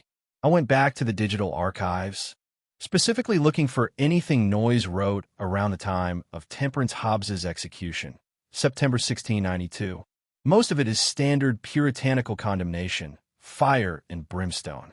But there's one entry, a private journal notation, not part of his official correspondence, dated the day after Temperance was hanged. What does it say? Rowena pressed, sensing its importance. It's cryptic, Liam admitted. He talks about the executions, the necessary purging of the devil's influence. Standard stuff. But then he writes this. Yet concerning Hobbs, a lingering disquiet. Her final gaze held not repentance, nor fear, but a chilling satisfaction, as if a private bargain struck transcended the hangman's noose.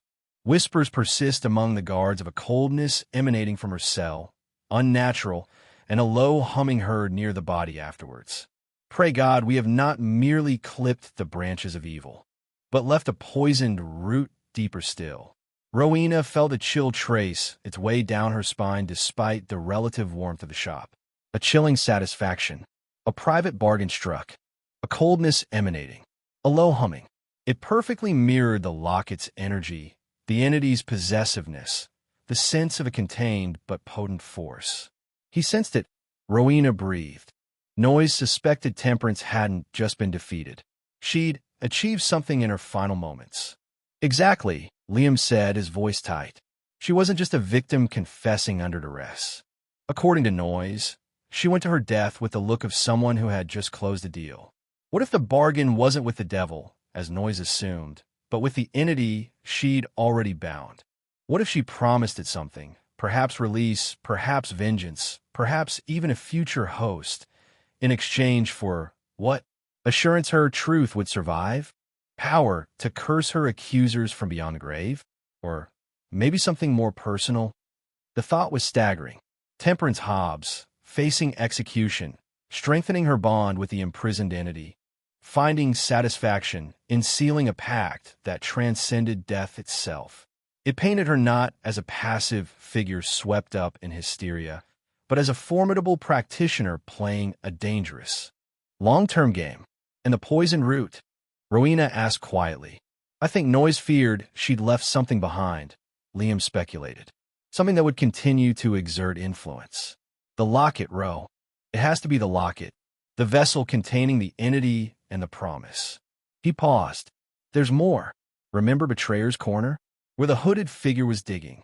I cross-referenced the unofficial burial plot number from the groundskeeper's report with some obscure parish poor relief records from the 1680s and 90s. And the individual most likely interred in that specific unmarked plot, based on the timeline of deaths among the town's marginalized or ostracized. Liam hesitated, as if reluctant to say the name.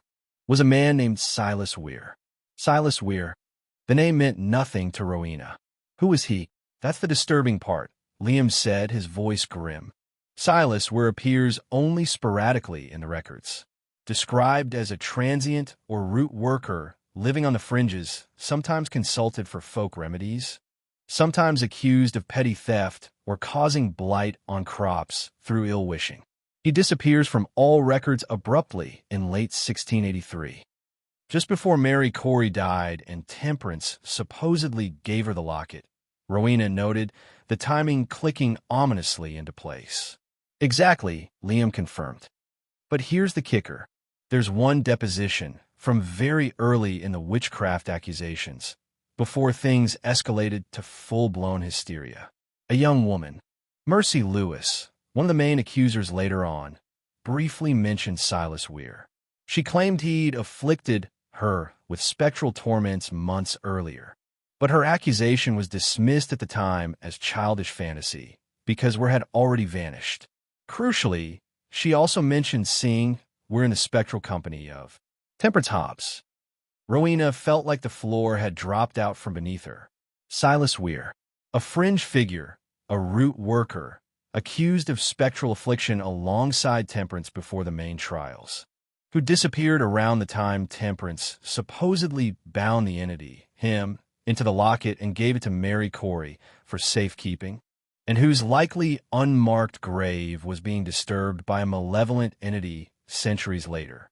So, Rowena struggled to articulate the chilling synthesis forming in her mind. The entity Temperance bound in the locket was Silas Weir, or his spirit.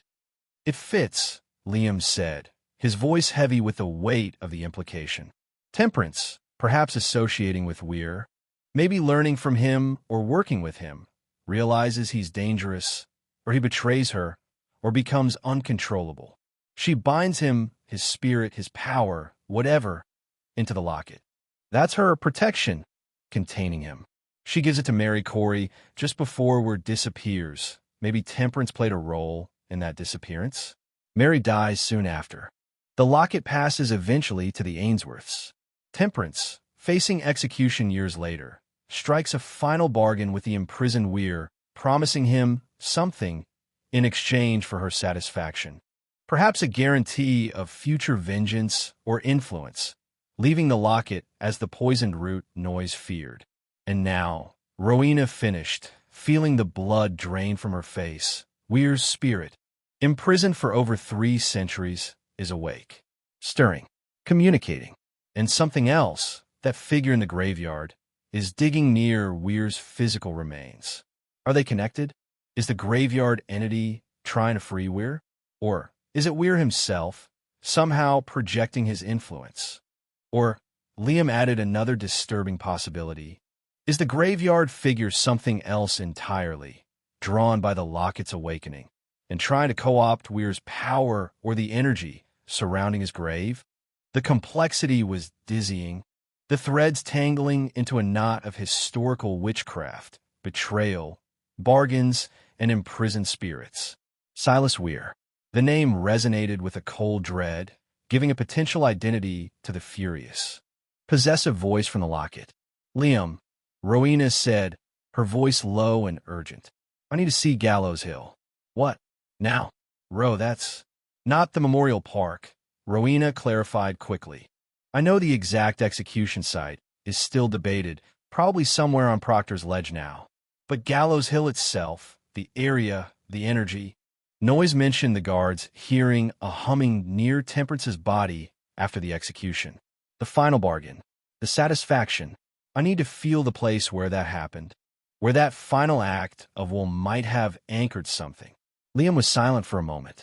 Rowena could almost hear the gears turning in his historian's brain, weighing the risks against the potential for understanding.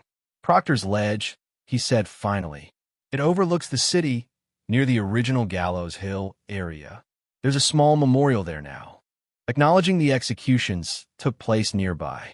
It's a heavy place, even without believing in trapped spirits. He sighed. All right, but not alone. I'm coming with you. And maybe we should bring Sarah? No, Rowena decided immediately. Not yet. Sarah's intuition is invaluable, but right now I need facts and feelings. My feelings, your facts. I need to sense the place without another strong, psychic presence potentially influencing my perceptions. Just us.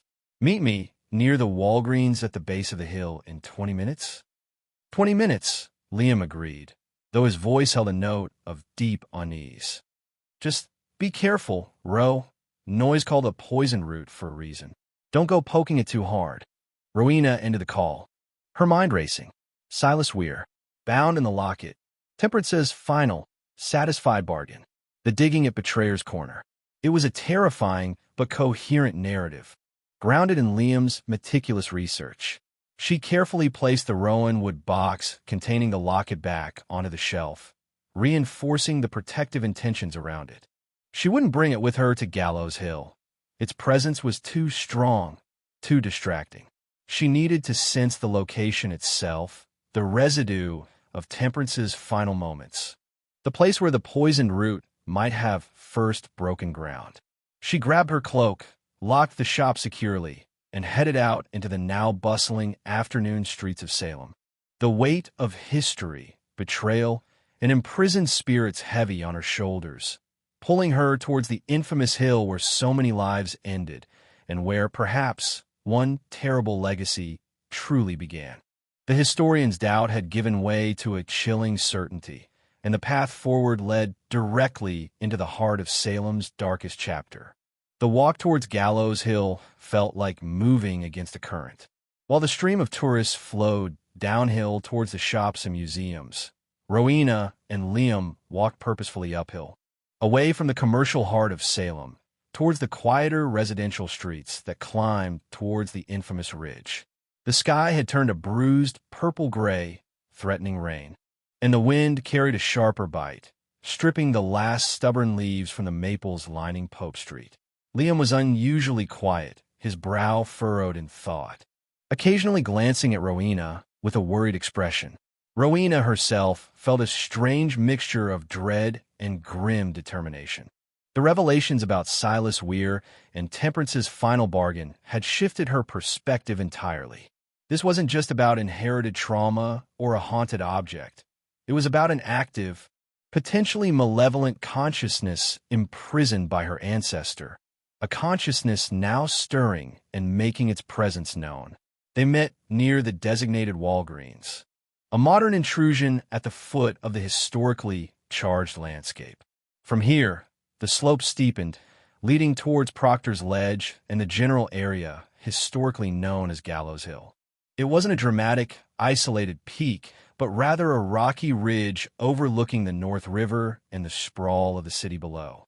In 1692, it would have been a barren, windswept place, chosen for its visibility, a stark public warning.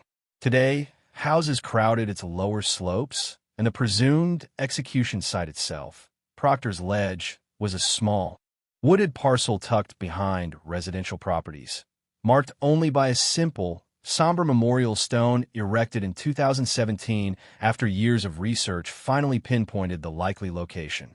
"So, noise heard humming near her body?" Liam asked, breaking the silence as they began the climb up Proctor Street, the houses growing older, closer together. "That's profoundly creepy. Like something was still active, even after death. Or because of death," Rowena mused, pulling her cloak tighter against the wind. If her final act was sealing the bargain, maybe her death was the catalyst that fully energized it, locking Weir's spirit into the locket and setting the terms of their agreement. Her satisfaction wasn't just about defiance. It was about completing the ritual. Liam shook his head, rubbing his temples. "This conversation would have gotten me fired from the museum and possibly committed a week ago. Now it feels like the only logical explanation." He gestured towards the ridge above them. "The energy up there, historians talk about the weight of history, but usually it's metaphorical. After this morning, after the locket, I'm starting to think it's literal." As they climbed higher, the air did seem to change. The background noise of the city faded, replaced by the sighing of the wind through the skeletal branches of oaks and maples. A sense of quiet solemnity permeated the area, heavier than the usual stillness of a residential neighborhood. Rowena felt it as a pressure behind her eyes, a low-level thrum that resonated with the memory of the locket's energy, though much fainter, more diffuse.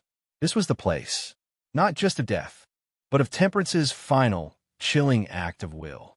They reached the small access path leading to the Proctor's Ledge Memorial. It was unassuming, nestled between houses, marked only by a small sign. They walked the short distance to the clearing where a low, semicircular stone wall served as the memorial, inscribed with the names of the 19 men and women hanged during the hysteria. Bridget Bishop, Rebecca Nurse, John Proctor, George Burroughs, Martha Carrier, Giles Corey, pressed to death nearby. And there, etched into the cold granite, Temperance Hobbs. Standing before the name, Rowena felt a complex wave of emotions. Sorrow for the injustice, respect for the ancestor she barely knew, and a profound unease knowing what she now suspected about Temperance's final moments and the entity she had bound. She reached out, her fingers brushing the cold. Incised letters of the name, Temperance Hobbs. Unlike the hostile cold she'd felt at the magistrates' graves or the possessive chill of the locket, the energy here felt different. It was deeply melancholic, saturated with the collective psychic residue of terror, pain, and injustice. But beneath that, specifically associated with Temperance's name, Rowena sensed a faint echo of that same satisfaction noise had described. A steely resolve, a completed circuit, a grim sense of accomplishment against overwhelming odds. And beneath that, it was an anchor tethered energetically to this place.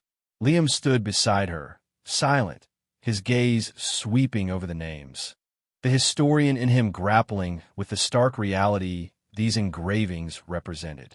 The wind picked up, whipping Rowena's hair across her face, carrying with it a faint, almost inaudible whisper that seemed to rise from the ground itself. Not words this time, but a tapestry of faint sighs, choked sobs, defiant prayers. The spectral echoes of final breaths drawn on this ridge centuries ago. "You feel it, don't you?" Rowena asked quietly, not taking her eyes off the memorial. Liam nodded slowly. "I feel something, like the air is thick with static. Heavy, more than just suggestion." He pointed towards the city sprawling below them, partially veiled by the gathering gray clouds. "They hanged them here so everyone could see. A lesson, a warning." And Temperance, Rowena added, left her own warning.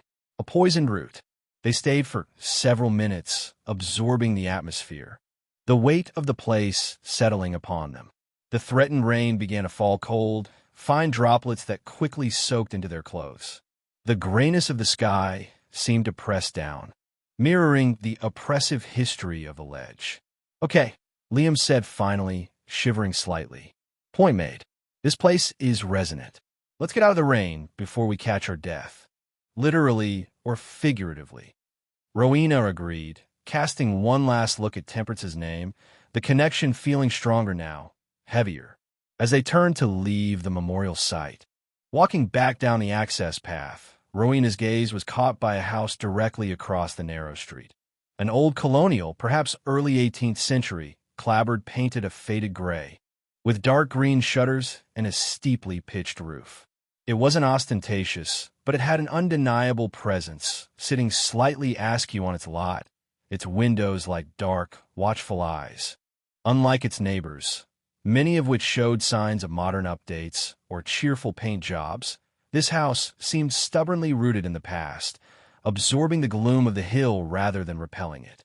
A for sale sign, partially obscured by an overgrown lilac bush, tilted precariously in the front yard. "Odd," Rowena murmured, stopping for a moment. "That house. What about it?" Liam asked, following her gaze. "Looks like it's been empty for a while. Probably needs a ton of work." "No, it's the energy," Rowena said, frowning. "It feels connected. To the hill. To the memorial." She took a few steps closer, drawn by an invisible thread. The feeling wasn't hostile like the figure in the graveyard, nor intensely cold like the locket. It was old, dormant, but with a deep, underlying resonance that echoed the energy of Proctor's ledge. It felt like a witness. "Who lived there?" Liam pulled out his phone again, shielding it from the rain. "Let's see. Property records. Address is 7 Proctor Street." He tapped quickly. "Okay. Ownership history is long and convoluted, as you'd expect. Passed through several families over the centuries. But the original deed, wait." His eyes widened slightly. The original plot of land, granted in the early 1700s, shortly after the hysteria finally died down and Salem was trying to move on, it was granted to a Josiah Ainsworth. Rowena stared at the house, then back at Liam, stunned. Josiah Ainsworth? The merchant who married Mary Corey's niece, Patience Gardner? The family who inherited the locket? "The very same," Liam confirmed, looking as surprised as she felt. "According to these records, Josiah and Patience lived here, in this house, from its construction around 1705 until they moved to Concord sometime around 1715 to 1720. They brought the locket here, Row. Temperance Hobbs's prison for Silas, where sat within these walls, just across the street from where she was executed for at least a decade." The revelation hit Rowena with physical force. The locket hadn't just been carried away to Concord immediately. It had resided here, in the shadow of Gallows Hill, absorbing the ambient energy of the executions, of Temperance's final bargain. For years. No wonder Eleanor Ainsworth felt its unease. The object had been steeped in the concentrated sorrow and lingering power of this place. The house suddenly looked different to Rowena. Not just an old, empty colonial, but a vessel, a silent repository of secrets. The dark windows seemed to hold memories. The faded gray paint seemed to whisper of the years the locket spent within. Did any trace of its energy remain? Did the house itself retain an imprint of Silas Weir's contained fury? "It's for sale," Rowena noted again, her gaze fixed on the tilted sign. "Who owns it now?" "Some investment company based out of Boston," Liam read off his phone. "Bought last year, probably planning to flip it, but looks like they haven't started work yet. Listed 3 months ago." An idea sparked in Rowena's mind, audacious and potentially reckless. "Liam, can you find a realtor's number?" Liam looked at her sharply. "Ro, what are you thinking?" "I'm thinking that Lockett spent years in that house," Rowena said, her voice firm. "Absorbing the energy of this place, influencing the atmosphere within those walls. Maybe there's an echo left. A clue. Something that could help us understand Weir or Temperance's bargain or why that thing was digging in the graveyard. We need to get inside. Get inside, Liam balked. Just call up the realtor and ask for a viewing of a potentially haunted house steeped in the residual energy of an imprisoned 17th century spirit. What do we even say? We say we're interested buyers, Rowena countered, already formulating a plan. You're a historian with a keen interest in colonial architecture, concerned about preserving original features. I'm, your partner, interested in the property's unique historical energy signatures for potential. Feng Shui consulting. Liam stared at her, then slowly grinned, the absurdity appealing to his adventurous side despite the underlying danger. Feng Shui consulting? Seriously? Work with me here, Rowena urged. The point is, we need a plausible reason to get inside, to spend some time there, to feel the space without raising immediate suspicion. All right, Liam conceded, already searching for the realtor's contact information. But if spectral figures start manifesting or objects start flying, we are leaving. Immediately. Deal, Rowena agreed, though a tremor of apprehension ran through her. Entering the house felt necessary, a vital step in unraveling the mystery. But it also felt like willingly stepping closer to the poisoned root, closer to the legacy of Gallows Hill and the darkness Temperance Hobbs had both battled and bargained with. As Liam made the call, arranging a viewing for the following morning, Rowena looked back at the house on Essex Street, its windows like vacant eyes staring out at the memorial, a silent guardian holding centuries of secrets, waiting to be disturbed. The rain plastered her hair to her face, but she barely noticed, her focus entirely on the history held within those faded gray walls. The following morning dawned reluctantly, the sky remaining overcast, mirroring the oppressive weight that had settled over Rowena since the encounter in the burying point and the subsequent revelations. The impending visit to the Ainsworth house felt both necessary and deeply unnerving. Armed with Liam's hastily concocted cover story about architectural preservation and Rowena's vague allusions to historical energy assessment, they met the realtor, a brisk, professionally cheerful woman named Brenda, outside 7 Proctor Street punctually at 10. The rain had stopped, but the air was damp and heavy, the gray clapboard of the old colonial seeming to absorb the gloom. The for sale sign still tilted drunkenly. Brenda unlocked the heavy wooden front door with a slight grunt, the lock mechanism protesting with a rusty screech. She's got character, all right, Brenda commented, forcing a bright smile as she pushed the door open, revealing a dark, narrow entryway. Bit of a fixer-upper, obviously, but solid bones. Original wide-plank floors, some lovely period details if you look past the deferred maintenance. The air that flowed out from the house was cold, stale, and thick with the scent of dust, damp plaster, and something else, an underlying metallic tang, faint but sharp, like the smell of ozone before a storm, or old, dried blood. Rowena exchanged a quick glance with Liam. Even Brenda seemed to notice, her smile faltering for a fraction of a second as she fanned the air. Needs a good airing out, naturally. They stepped inside. The entryway led into a small central hall. To the left was a parlor, shrouded in gloom as the shutters were closed tight. To the right, a dining room, equally dark. Straight ahead, a narrow, steep staircase climbed to the second floor. Dust motes danced in the few beams of weak light, filtering through cracks in the shutters. Wallpaper, likely dating from the mid-20th century, peeled away in strips, revealing older layers in dark, water-stained lath underneath. Despite the neglect, the house possessed a palpable stillness, a sense of waiting. It didn't feel empty. It felt dormant, holding its breath. Power's off, of course, Brenda explained, clicking useless light switches. And the plumbing needs a total overhaul. But imagine this place restored. Right across from the historic ledge, lots of potential for the right buyer with vision. She sounded like she was trying to convince herself as much as them. Rowena focused, tuning out Brenda's sales pitch, letting her senses probe the atmosphere. The coldness was pervasive, deeper than just the lack of heating.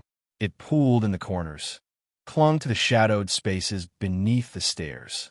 And beneath the surface layer of dust and decay, she felt it, the faint, resonant echo she'd sensed from outside. The house remembered.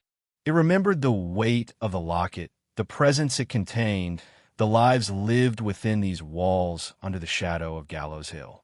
We'd love to just look around on our own for a bit, if that's all right, Liam asked, adopting his most earnest historian persona.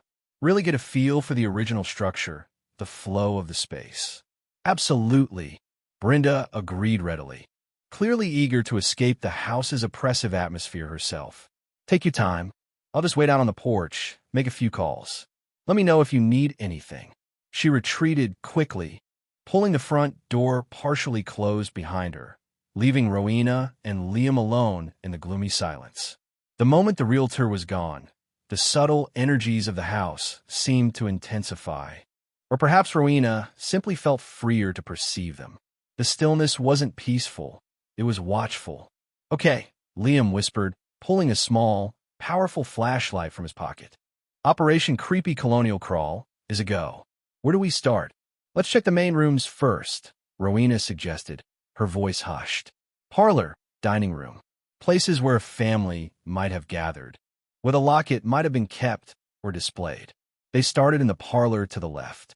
Liam played his flashlight beam over the walls, noting the horsehair plaster, the simple fireplace mantelpiece, likely a later addition, and the uneven, wide plank floors. Rowena walked slowly around the room, trailing her fingers just above the surfaces of the dusty walls and window sills, trying to sense any concentrated pockets of energy. The general coldness persisted, but here, near the boarded-up fireplace, she felt a distinct surge. It wasn't the sharp cold of the locket itself, but a wave of profound sadness, mingled with a weary fear. It felt feminine, deeply ingrained in the wood and plaster. Patience Gardner, Rowena wondered, living here, knowing the horrific history of the hill just outside her window, custodian of a locket containing a potentially dangerous entity her Aunt Mary had entrusted to her family. The weight must have been immense. Anything? Liam asked, noticing her pause. Sadness, Rowena murmured, and fear. Long-term, grinding fear, like waiting for something bad to happen. They moved across the hall to the dining room. This room felt colder, somehow sharper. Liam pointed his flashlight toward the section of the wall near the back corner. Look at this. See these markings near the floor?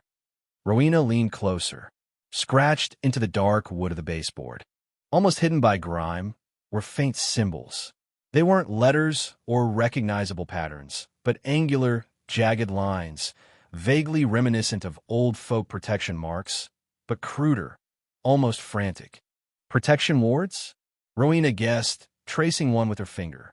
The wood beneath felt unnaturally cold. Or maybe containment marks? To keep something out? Liam wondered. Or to keep something in? As Rowena focused on the marks, a fleeting image flashed through her mind. Josiah Ainsworth, his face pale and sweating despite the cold, hastily scratching these symbols onto the wood with the tip of a knife, glancing nervously over his shoulder towards the center of the room, his lips moving in a silent, desperate prayer. He wasn't trying to keep something out of the house. He was trying to reinforce a boundary within it. He was afraid, Rowena whispered. Josiah. He knew what the locket contained, or at least, he feared it. He was trying to keep Weir's influence confined. The implication was chilling. The entity hadn't been dormant during its time in this house. Its presence was felt, feared, actively worked against by the very people charged with its safekeeping. They moved towards the back of the house, finding a small, dilapidated kitchen addition, clearly much later than the original structure, and a narrow door leading down to what was presumably the cellar. The air wafting up from below was thick, damp, and colder still, carrying an earthy, almost fungal scent. Cellar? Liam asked tentatively. Rowena hesitated, feeling a strong wave of reluctance. A definite keep-out vibe emanating from the cellar door. Maybe later. Let's check upstairs first. The narrow staircase creaked ominously under their weight. The second floor consisted of a small landing and 3 bedrooms. The air up here felt different, thinner, somehow, but charged with a nervous energy, like the lingering static after a lightning strike. They checked the 2 smaller bedrooms first. Both were empty, dusty spaces, feeling relatively neutral compared to the oppressive atmosphere downstairs. The master bedroom, however, located at the front of the house overlooking the street and the memorial ledge, felt instantly significant. It was larger than the others, with 2 windows facing the grim history outside. The cold was intense here, rivaling the dining room downstairs. Rowena felt drawn towards the far corner, near one of the windows. The floorboards here were darker, stained almost black in a large, irregular patch. "What happened here?" Liam asked, shining his light on the stain. "Water damage? Old spill." Rowena knelt, cautiously extending her hand towards the darkened wood without touching it. The cold intensified dramatically, sharp and biting, accompanied by a surge of violent emotion. Not just fear or sadness, but rage, terror, and a desperate struggle. An image flooded her senses, more vivid and sustained than the fleeting flashes downstairs. The room is lit by flickering candlelight. Patience Ainsworth, older now, her face etched with exhaustion and terror, stands backed into the corner, clutching the silver locket, gleaming malevolently in the dim light, protectively against her chest. Josiah stands before her, his expression a mixture of fear and desperate anger. "It's too strong. Patience," he pleads, his voice ragged. "It whispers, it promises things. We cannot keep it here. Not anymore." Patience shakes her head frantically, tears streaming down her face. "Temperance made me swear. Mary made me swear. We must keep him contained. It's the only way." Suddenly, the locket in her hand seems to pulse with darkness. An unseen force slams Josiah backward, sending him crashing against a small wooden chest. Patience cries out, stumbling, dropping the locket. It skitters across the floorboards, coming to rest near the window. As Josiah struggles to rise, a shadowy form seems to coalesce near the fallen locket, indistinct, vaguely human-shaped, radiating immense cold and malice. It turns its unseen gaze towards Patience, and a voice, the same ancient, rasping voice from the locket, echoes not aloud, but directly in the room's psychic space. "She promised me release or retribution." Patience screams, scrambling away from the shadow and the locket, grabbing Josiah, pulling him towards the door. The vision shattered, leaving Rowena gasping. Kneeling on the floor, the intense cold from the stain would seeming to soak into her bones. The struggle, the fear, the raw power of the entity momentarily manifesting. It had happened here, in this room, where wasn't just a passive presence in the locket. He could exert influence, perhaps even partially manifest, especially when the bond between locket and custodian weakened through fear or conflict. "Rowena, what is it? What did you see?" Liam knelt beside her, his flashlight beam illuminating her pale, shaken face. "They fought," Rowena whispered, her voice trembling. "Josiah and Patience. About the locket. He wanted to get rid of it. She refused. He manifested. Attacked Josiah. Right here." She pointed towards the stained floorboards. "This isn't water damage, Liam. This is a scar. An energetic imprint of that struggle, that manifestation." Liam stared at the dark patch, then back at Rowena, his skepticism now completely evaporated, replaced by stark fear. He could manifest? Even then? Partially, it seems, Rowena said, forcing herself to stand, moving away from the potent energy of the corner. Fueled by their fear, their conflict. No wonder they finally moved to Concord. They weren't just leaving Salem. They were fleeing this house. Fleeing him. A low creaking sound echoed from downstairs, followed by a distinct, soft thud, like something heavy being set down. Liam froze, aiming his flashlight towards the open bedroom door leading to the landing. "Brenda," he called out tentatively. "Is that you?" Silence. Only the sighing of the wind outside and the faint, persistent creak of the old house settling around them. She said she'd wait on the porch. Rowena whispered, her senses on high alert. The atmosphere in the house had shifted again. The dormant watchfulness had sharpened, becoming actively aware, focused. The cold intensified throughout the upper floor, and the faint metallic tang Rowena had smelled upon entering seemed stronger now.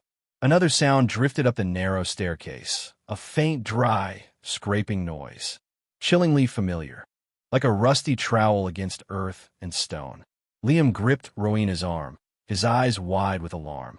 That sounds like the digging, Rowena finished, her blood running cold. From the burying point. It wasn't Brenda downstairs. Something else was in the house with them. Something drawn, perhaps by their presence, by the stirring of memories, by the lingering resonance of Silas Weir. The visions in the dark were giving way to a present, immediate terror. The dry, scraping sound echoing up the narrow staircase was sickeningly familiar, instantly transporting Rowena back to the foggy dawn in the old burying point. The hooded figure hunched over the disturbed earth of Betrayer's Corner.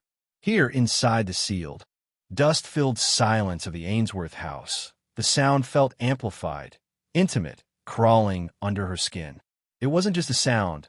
It was the sound, the auditory signature of the malevolence that seemed inextricably linked to Silas Weir and the locket. Whatever was downstairs wasn't just randomly moving objects.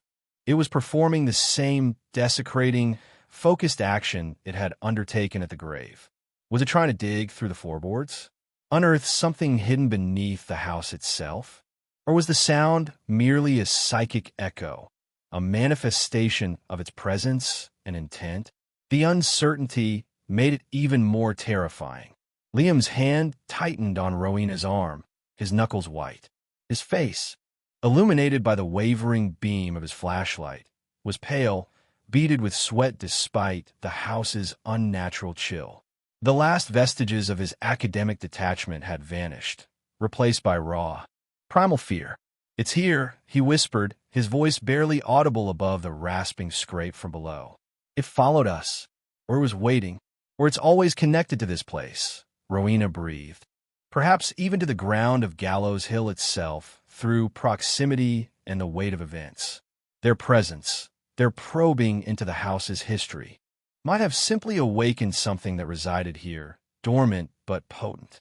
The scraping sound intensified, becoming more frantic, closer now, seemingly emanating from the central hallway, directly beneath the stairwell landing where they stood frozen.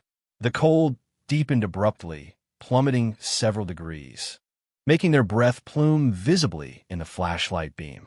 It was the same focused, invasive cold Rowena had felt from the locket, the cold noise described emanating from Temperance's cell, the cold signature of Silas Weir's imprisoned spirit.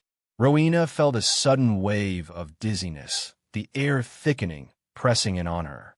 The edges of her vision flickered, the dusty upstairs landing momentarily overlaid with another image, sharper and more coherent than the fleeting visions before. It wasn't from the Ainsworth's time. It was older, the noose already around her neck. Her expression is not one of fear or repentance, but of intense, burning concentration. Her gaze is fixed inward, focused on the tarnished silver locket hidden beneath her rough-spun shift, pulsing with a cold energy against her skin. Rain lashes down, plastering her hair to her face, but she seems oblivious. Around her, the crowd jeers, ministers pray loudly, officials look stern or weary. But Temperance is locked in a silent, internal communion. She feels the entity within the locket, Silas Weir, raging against his confinement, sensing the imminent death of his jailer.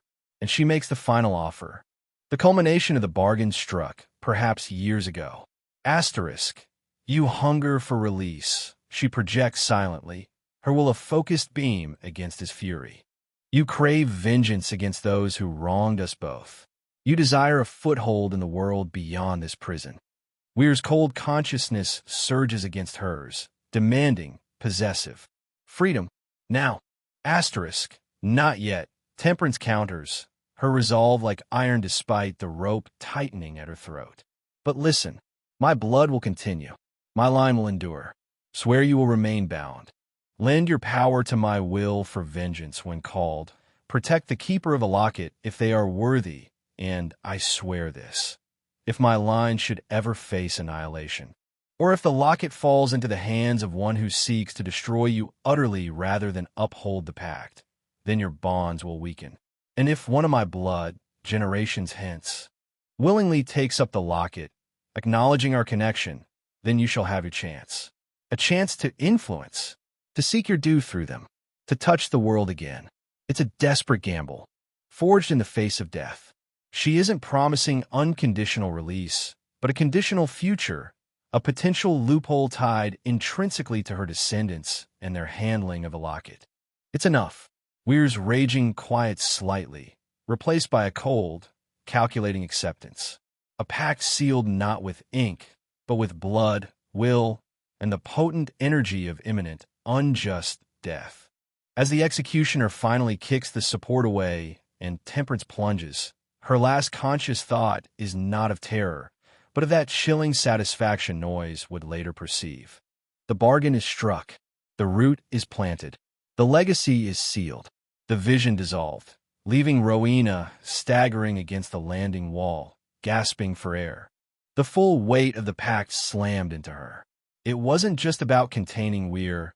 It was about using him, channeling his power for vengeance, and binding him to her bloodline, offering him a sliver of hope, a potential future influence, in exchange for his cooperation and continued imprisonment. And the conditions, if the line faced annihilation, it hadn't. If the locket fell into destructive hands, it hadn't. Eleanor was merely afraid. Or if a descendant willingly took it up, acknowledging the connection. Rowena felt sick. By accepting the locket, by delving into Temperance's history, by being here, was she inadvertently signaling her willingness?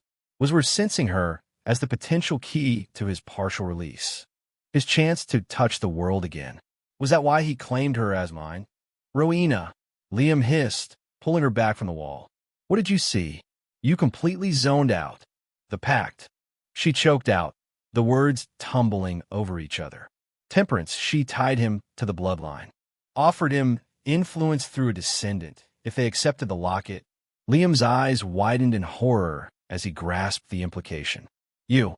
He thinks you're the one. The key. The scraping sound downstairs stopped abruptly. The silence that followed was somehow worse, thick with anticipation. Then a new sound began, a slow, deliberate creak, followed by another, and another. Footsteps. Heavy, uneven footsteps starting up the narrow staircase. Something was coming up. Panic seized Rowena, cold and absolute. We have to get out. Now. Which way? Liam frantically shone his flashlight around the small landing. Back through the master bedroom? The two smaller rooms? There were no other stairs, no fire escape. The windows, Rowena decided, pushing open the door to the master bedroom again, the room where the Ainsworths had confronted Weir's manifestation.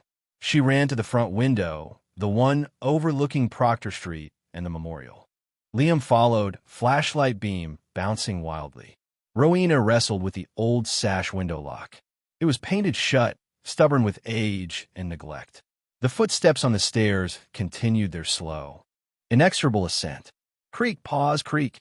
They sounded heavy, dragging, as if something were pulling itself upward with immense effort. The cold intensified with each step, flowing up the stairwell like a physical tide. It won't budge, Rowena grunted, straining against the window lock. Try the other one, Liam urged, already moving towards the second window in the master bedroom. This one faced the side yard, a tangle of overgrown weeds and shadows. He slammed his palm against the sash, rattling it. This one feels looser. Creak, pause, creak. The footsteps reached the top of the stairs. A profound silence fell on the landing just outside the bedroom door, broken only by the frantic sounds of Liam wrestling with the window. Rowena spun around, heart hammering against her ribs, convinced she would see the hooded figure standing there, or worse. the shadowy form Patience Ainsworth had witnessed. The landing was empty, but the cold was immense, concentrated right outside the door. A palpable presence that felt like staring into an abyss. And then a low, guttural whisper slithered into the room, seeming to emanate from the very air around them. The same ancient voice from the locket, filled with chilling promise and possessive hunger. Blood of her blood. Mine soon. Liam now. Rowena screamed, abandoning the stuck front window and throwing her weight against the side one with him. With a crack of splintering wood and peeling paint, the lock gave way. Liam shoved the lower sash upward, revealing the dark, damp air outside. It was a story and a half drop to the overgrown ground below, maybe 10 feet. Not ideal, but infinitely preferable to facing whatever waited just outside the bedroom door. Go, Liam yelled, pushing Rowena towards the opening. She didn't hesitate, swinging her legs over the sill, ignoring the rough scrape of wood against her jeans. She glanced back in the room just as Liam turned, his flashlight beam momentarily cutting through the oppressive darkness near the doorway. For a fraction of a second, the light caught something. Not a full figure, but a patch of deeper blackness coalescing in the shadows, a shifting void that seemed to absorb the light, accompanied by a surge of soul-freezing cold and the faint, sharp smell of damp earth and decay. Then she let go, dropping into the scratching branches of the overgrown bushes below. She landed awkwardly, twisting her ankle, but scrambled upright immediately, adrenaline masking the pain. Liam, she yelled, looking up. He was already halfway out the window. He glanced down, his face a mask of terror, then launched himself outward, landing with a heavy thud beside her, cushioned slightly by the dense weeds. They didn't pause. Pushing through the tangled bushes, ignoring the scratches, they scrambled towards the street, expecting at any moment to hear the window shatter above them or see that shadowy form pour out in pursuit. They burst onto Proctor Street, gasping for breath, backs pressed against the cold stone wall of the neighboring property, staring wildly at the silent, dark windows of 7 Proctor Street. The house remained still. No lights, no sounds, no sign of movement within.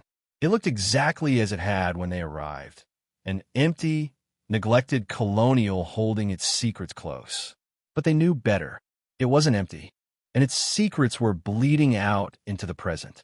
Liam leaned against the wall, chest heaving, looking utterly shaken.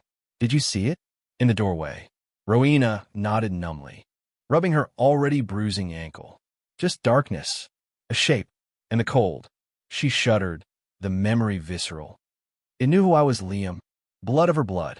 It's waiting for me to fulfill the pact. The full horror of her inheritance, of Temperance Hobbs's desperate, dangerous bargain, crashed down upon her. The locket wasn't just a link to the past. It was a key, a conduit, potentially the instrument of her own possession or destruction, wielded by an ancient entity bound by promises and fueled by centuries of imprisoned rage. Unearthing the pact hadn't brought clarity. It had brought the terrifying realization that she was now inextricably part of it. The poison root noise had feared wasn't just buried in the past. It was actively trying to ensnare the present, with her as its target. They had escaped the house, but they hadn't escaped the legacy. Chapter 4. The Blood Resonance. The oppressive silence of 7 Proctor Street seemed to mock them, its dark windows impassive sentinels guarding the violation they had just experienced. Rowena and Liam huddled against the cold stone wall across the street, the adrenaline dump leaving them shaky, nauseous, and acutely aware of the biting dampness in the air. Rowena's ankle throbbed painfully, a physical punctuation mark to the psychic assault within the house. Liam scanned the empty street, his breathing still ragged, his eyes darting nervously towards the upper window they had escaped from only moments before. Nothing moved. The house remained a portrait of aged neglect, giving no outward sign of the conscious malevolence coiled within its walls, the entity that had recognized Rowena's blood and whispered its possessive claim. Okay, Liam finally gasped, pushing himself off the wall, his voice unsteady. Okay, we need to get away from here. Now, can you walk? Rowena tested her ankle gingerly. Pain shot up her leg, but it seemed functional. More severe sprain than a break. I think so. Slowly. Adrenaline was still doing most of the work. Where do we go? Not my shop. Not with the locket there. My place, Liam decided instantly.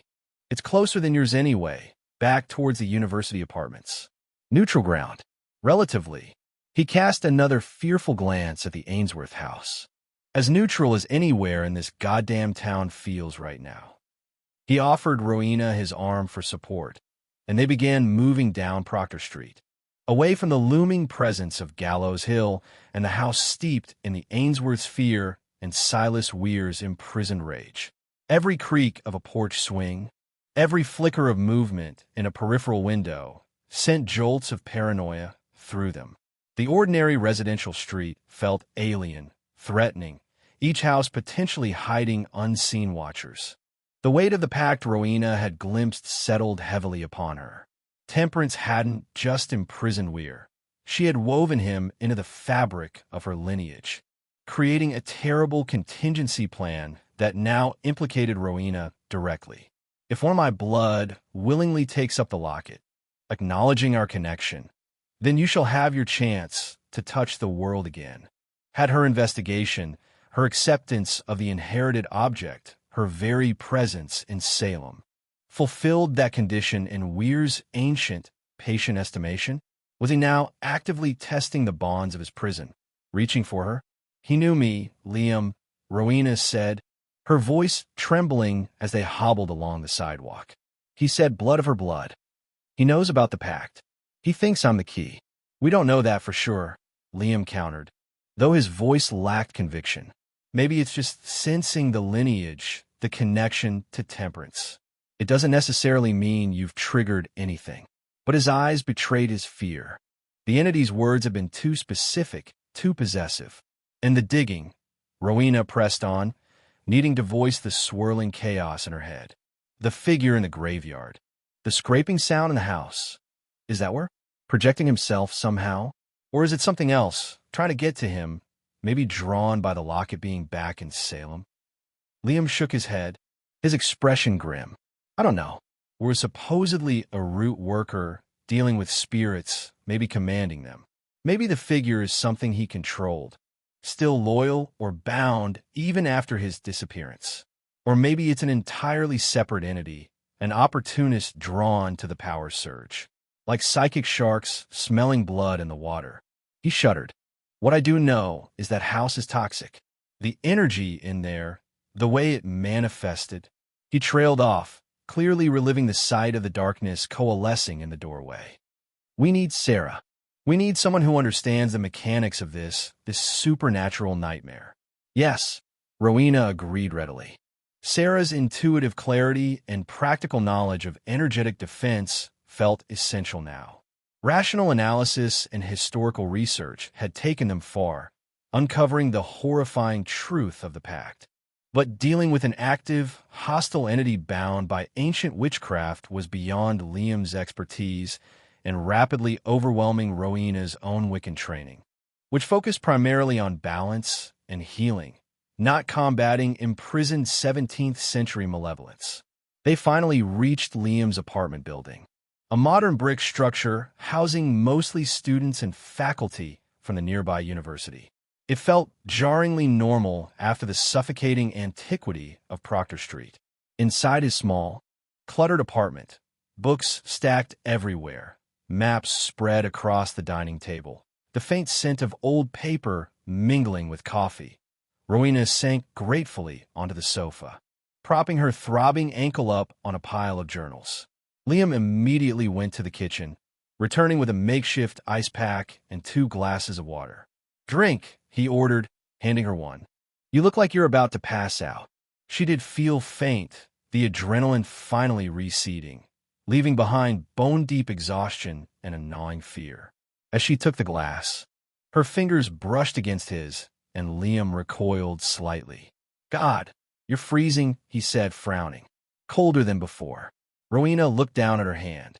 It'd feel unnaturally cold, a chill that seemed to emanate from within, unrelated to the temperature of the room. She remembered the intense cold in the Ainsworth house, particularly near the stained floorboards in the master bedroom where she had knelt, where had manifested. Had she absorbed some of that chilling energy? She flexed her fingers, tried to warm them. As she did, she noticed something on the back of her hand, near the knuckles, something that definitely hadn't been there before. A faint, intricate pattern, like a delicate bruise forming beneath the skin, barely visible in the apartment's dim lighting. It looked like she held her hand closer, her breath catching in her throat. It looked like a miniature, terrifyingly perfect replica of the gnarled, leafless tree engraved on the locket. The lines were faint, bruised purple, and disturbingly cold to the touch, radiating the same specific chill she associated with Silas Weir. "Liam," she whispered, her voice tight with horror, holding out her hand. "Look." He leaned closer, his eyes widening as he recognized the pattern. He gently touched the skin around the mark, recoiling again at the unnatural cold concentrated there. "What the hell is that?" "It looks like the engraving." "It is the engraving," Rowena confirmed, feeling sick. "The tree from a locket. It wasn't there before the house. It must have happened when I knelt on the floor." We spoke. The blood resonance. The chapter title flashed in her mind with horrifying clarity. This was it. The first physical sign, where wasn't just whispering possessive claims. He was marking her, establishing a connection through her lineage, through the pact, through her proximity to his contained power and the places steeped in his influence.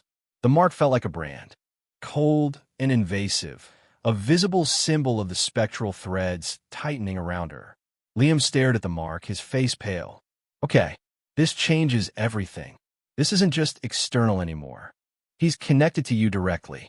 The implications were terrifying. Could he influence her thoughts? Her actions? Was this the beginning of the influence Temperance had promised him in the pact? "We need to call Sarah," Rowena said, her voice shaking slightly. "Right now." Liam nodded mutely, already reaching for his phone, while he spoke quickly to Sarah, explaining the situation in urgent, low tones, the house, the entity, the pact, the mark. Rowena stared at the faint, tree-like bruise on her hand. She tried rubbing it, but the pattern remained, stubbornly etched beneath her skin, radiating that specific, unnatural cold. It felt like a violation, a claim staked on her very flesh. Temperance's legacy wasn't just an inherited object. It was a poisoned chalice, a dangerous connection forged in desperation and sealed with blood and promises. And now, centuries later, it was demanding its due from her. Liam hung up. "Sarah's on her way." She sounded very concerned. "Said not to touch the locket again under any circumstances until she gets here. Asked if you'd felt any other changes." Rowena thought back. The coldness, yes. The dizziness in the house. The visions. But anything else? A sudden memory surfaced, the metallic tang in the air inside the house, the smell like ozone or old blood. She hadn't just smelled it. She could almost taste it now, faintly at the back of her throat. "A taste," she murmured. "Like metal. Blood." Liam looked even more alarmed. "Okay, definitely connected." Sarah said to try and ground yourself. Deep breaths. Visualize shields. Anything to reinforce your own energy field. Rowena closed her eyes, trying to follow Sarah's advice, but it was difficult. The fear was a cold knot in her stomach, and the chilling imprint on her hand felt like a focal point for Weir's invasive energy. Visualizing protective light felt like trying to hold back a tide with a sieve. The entity felt too strong, too ancient, its connection to her now too intimate. She thought of the locket, sitting in its Rowan-wood box back at her shop. Was Weir's consciousness primarily there, projecting outwards? Or was the locket merely the strongest anchor, while his influence could seep out? Touch things, mark people, especially those of Temperance's bloodline who came near, and the figure in the graveyard, the entity in the house. Were they manifestations of Weir himself, puppets controlled by him, or separate players drawn into this dangerous game? The questions swirled, unanswered, overshadowed by the immediate, terrifying reality of the cold mark blooming on her skin. It was a declaration, a claim. The resonance between the imprisoned spirit and the bloodline had been established. Silas Ware had marked her as his, and the true horror of Temperance Hobbs's legacy was only just beginning to unfold. The wait for Sarah felt agonizingly long, measured in the frantic ticking of the clock on Liam's overflowing bookshelf and the persistent, unnatural cold radiating from the mark on Rowena's hand. She kept flexing her fingers, rubbing the skin around the faint, tree-like bruise, trying to dispel the chill, but it clung stubbornly, a localized frost beneath the surface. The metallic taste lingered at the back of her throat, a ghostly reminder of the entity's presence in the Ainsworth house. Liam paced the small living room like a caged animal, jumping at every creak from the building's heating system, his eyes constantly flicking towards Rowena's marked hand, as if expecting it to glow or writhe. The fear in the apartment was palpable, a thick, cloying energy that seemed to feed the very chill Rowena emanated. Finally, a sharp knock echoed through the apartment. Liam practically leaped to the door, unlocking it to reveal Sarah Chun, her usual serene composure replaced by a taut, worried intensity. She carried a large canvas bag that Rowena recognized as containing her more serious energetic working tools, crystals, herbs, blessed water, items Sarah rarely brought out unless the situation was dire. Her dark eyes immediately found Rowena on the sofa, then flicked down to the hand resting limply in her lap. "Let me see," Sarah said quietly, bypassing pleasantries as she knelt beside the sofa. Rowena held out her hand. Sarah didn't touch the mark itself, but hovered her own hand inches above it, her eyes closed, her brow furrowed in concentration. The air around Rowena's hand seemed to shimmer faintly, disturbed by Sarah's probing energy. After a long moment, Sarah opened her eyes, her expression deeply troubled. "It's an anchor," she stated, her voice low and grave. "A point of resonance. He's established a direct conduit through your bloodline, keyed into the pact Temperance made.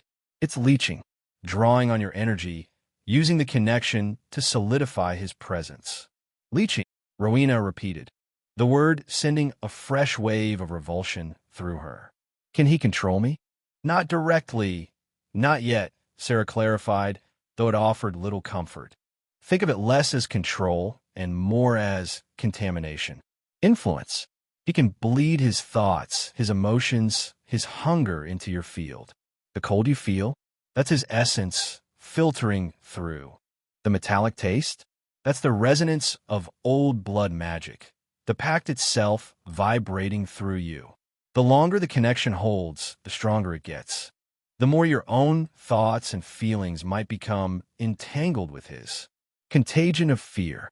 The phrase resonated with horrifying accuracy. Where wasn't just an external threat. He was becoming an internal one, his ancient rage and possessiveness slowly seeping into her own psychic space. The fear she felt wasn't just her own reaction. It was amplified, fed by the entity itself, creating a feedback loop. Liam, who had been listening intently, ran a shaky hand through his hair. "So, how do we get rid of it? Wash it off? Perform an exorcism?" Sarah gave him a weary look. "If only it were that simple, Liam. This isn't a surface attachment. It's rooted in her blood, activated by the pact and her acceptance, however unwitting, of the locket. It's like trying to remove a dye that's soaked into the very fibers of cloth." She turned back to Rowena. "We can work on strengthening your energetic shields, creating barriers to slow the bleed through. We can try cleansing rituals to dissipate the ambient energy he's projecting. But severing the connection entirely? That would likely require confronting the source, Ware himself, within the locket, and either breaking the pact or fulfilling it in a way that doesn't destroy you." The last words hung heavy in the air, unspoken possibilities too terrifying to contemplate. Sarah opened her bag, pulling out several items. A pouch of black tourmaline stones, a vial of protective oil smelling sharply of rosemary and rue, a small bundle of consecrated herbs. First, defense. She instructed Rowena to hold the tourmaline stones, known for absorbing negativity. Then, she gently anointed the skin around the mark, not touching it directly with the protective oil, murmuring words of shielding and reinforcement in a low, resonant voice. As she worked, Rowena felt a slight lessening of the invasive cold, a subtle pushing back against the entity's presence, though the mark itself remained stubbornly frigid. "This will help," Sarah said, "but it's temporary. Like reinforcing a dam against a rising flood. You need to actively maintain your shields. Ground yourself constantly. Avoid places of strong resonance, the house, the graveyard, anywhere connected to temperance or weir. And absolutely do not interact with the locket again until we understand more." Rowena nodded, clutching the tourmaline stones, their solid weight a small comfort. "The figure," she said, needing to understand all the pieces. "The one digging. The one in the house. Was that weir?" Sarah hesitated, considering. Possibly. Or projection. An entity like weir, especially one connected to folk magic and potentially spirit work, might command lesser entities or project aspects of his consciousness.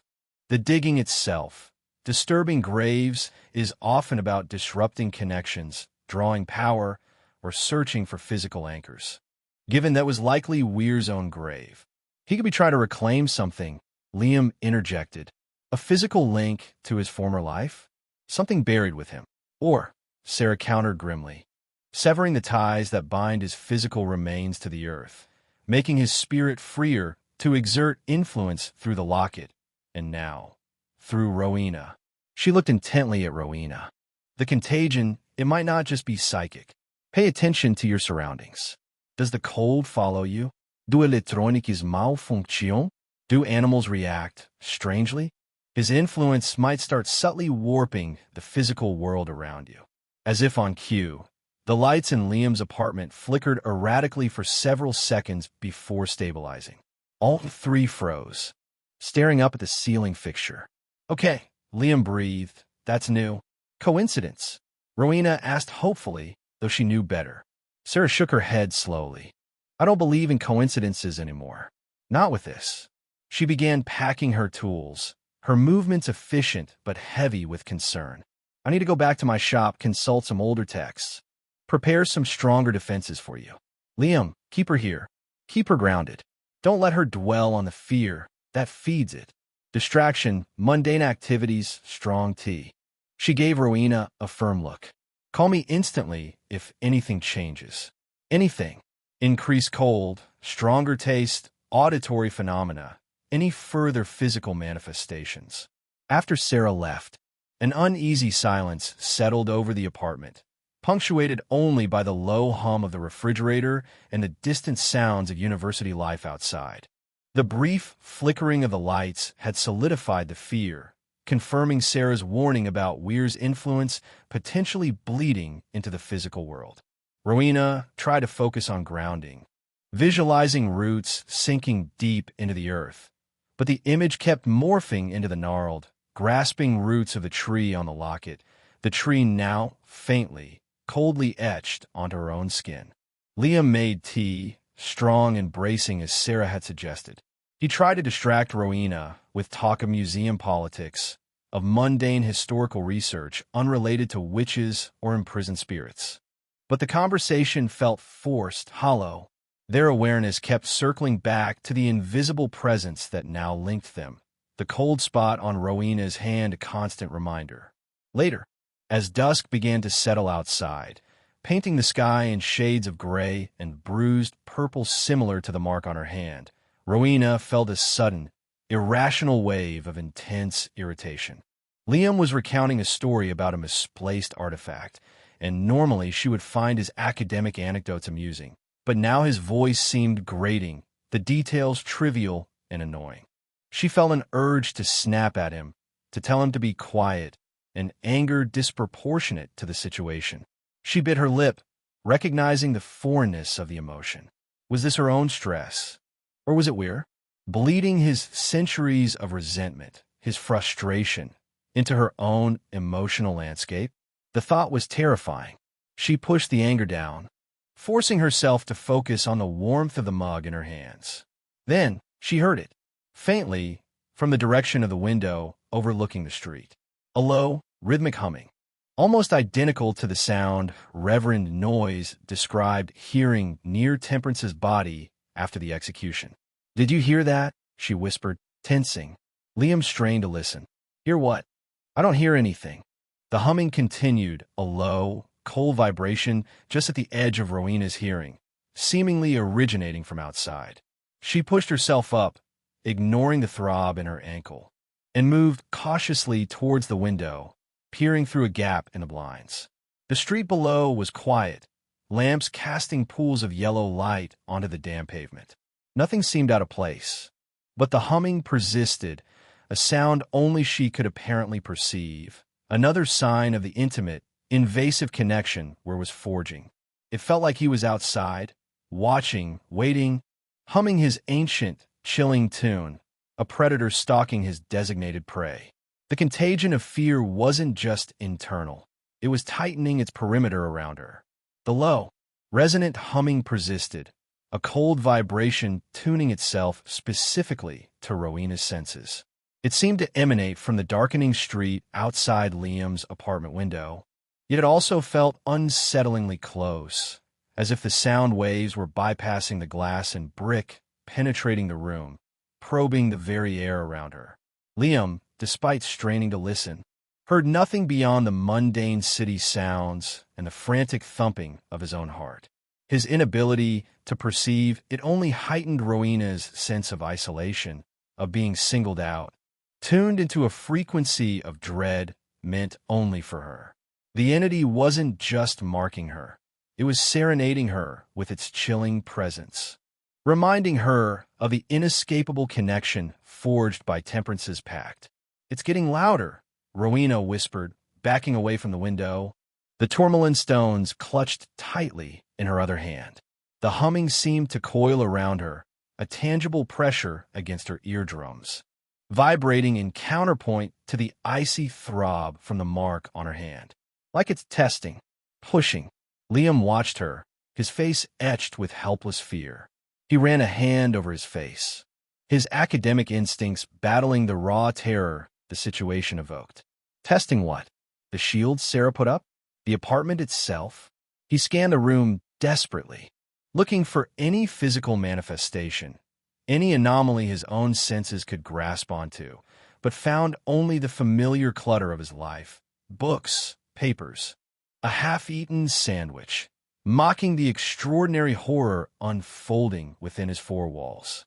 "There has to be something we can do," he muttered, frustration and fear warring in his voice. "We can't just sit here waiting for whatever it is." Rowena didn't answer. Her attention was fixed on the mark on her hand. The faint, bruised lines of the gnarled tree seemed to be darkening subtly, shifting from a faded purple to a deeper, more livid violet. The cold emanating from it intensified, no longer just a localized chill, but spreading, numbing her fingers, creeping up her wrist like invasive frost. The metallic taste in her mouth grew stronger, sharper.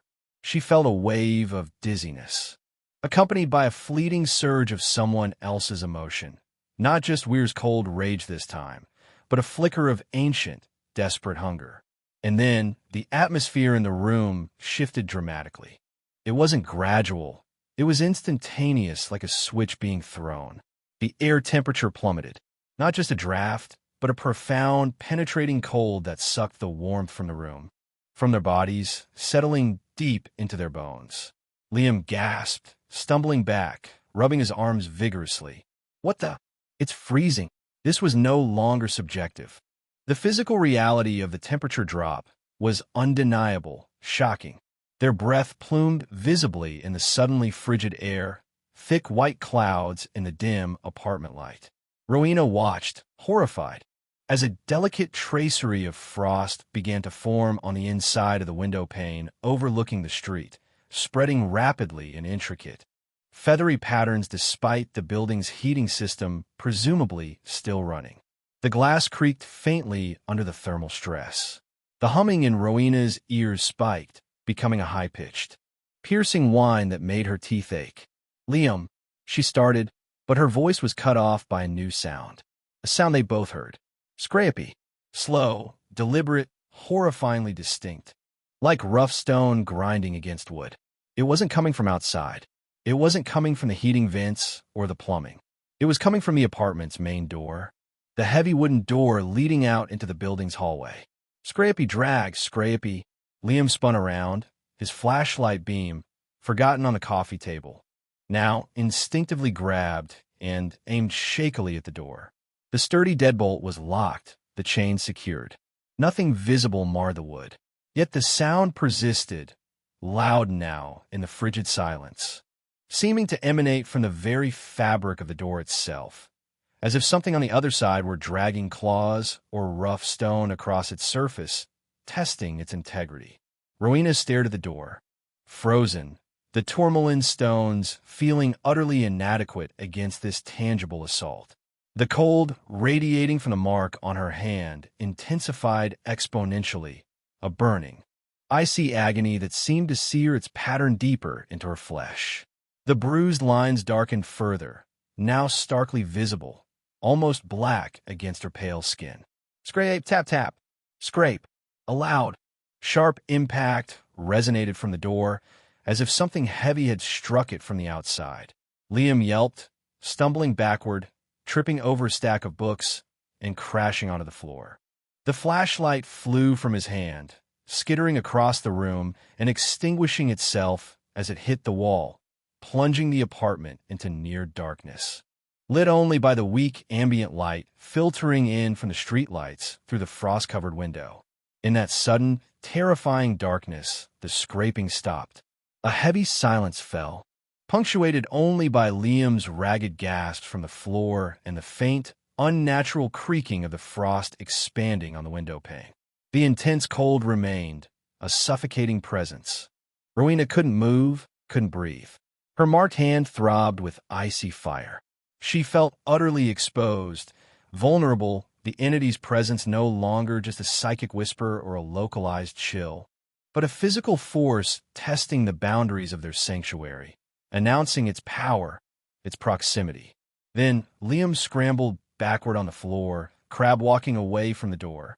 His voice choked with pure terror. The peephole, he stammered, pointing a trembling finger towards the door.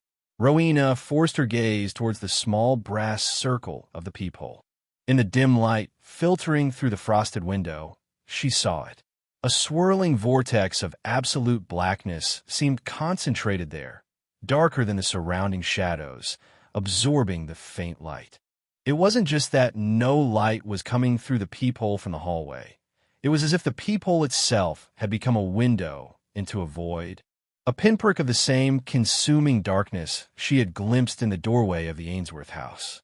And emanating from that tiny circle, she felt it, the focused, malevolent intelligence of Silas Weir, peering in, studying them in the cold and the dark. That single, undeniable visual confirmation shattered the last remnants of Liam's composure. This wasn't folklore, wasn't historical residue, wasn't psychological projection.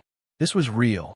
An ancient, hostile entity was manifesting its presence, interacting with the physical world, trying to breach their defenses, focusing its attention through the very door of his apartment. The skeptic, the historian grounded in verifiable fact, was face to face with the impossible, and it was staring back at him through the peephole. He made a strangled sound, a mixture of a sob and a gasp, pressing himself flat against the far wall, eyes wide with horrified belief. Rowena felt a tremor run through her, a deep, visceral fear coupled with a surge of defiance. She wouldn't let it paralyze her. Focusing all her remaining strength, ignoring the icy agony in her hand, she pushed her own energy outwards, visualizing a shield of brilliant white light expanding from her, pushing back against the oppressive cold. specifically targeting the blackness swirling in the peephole. For a moment, nothing happened. Then, the swirling void seemed to recoil slightly, and the intense cold lessened fractionally. The humming in her ears faded. The frost on the window stopped spreading. It wasn't a victory, barely even a stalemate, but it was resistance. The entity, perhaps surprised by the force of her will, momentarily withdrew its focused attention. The blackness in the peephole vanished, replaced by the dim, empty view of the apartment building hallway. The unnatural cold began to recede slowly, though the room remained noticeably chilly. The mark on Rowena's hand still throbbed, still dark, but the burning intensity eased slightly. Silence returned, heavy and fraught. Liam remained huddled against the wall, shaking uncontrollably.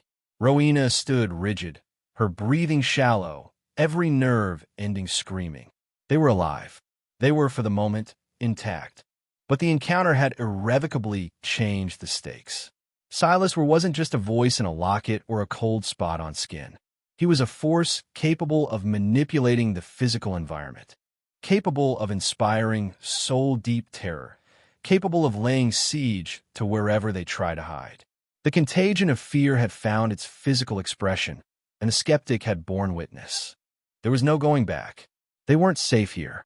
They weren't safe anywhere while the locket existed and the pact remained unbroken.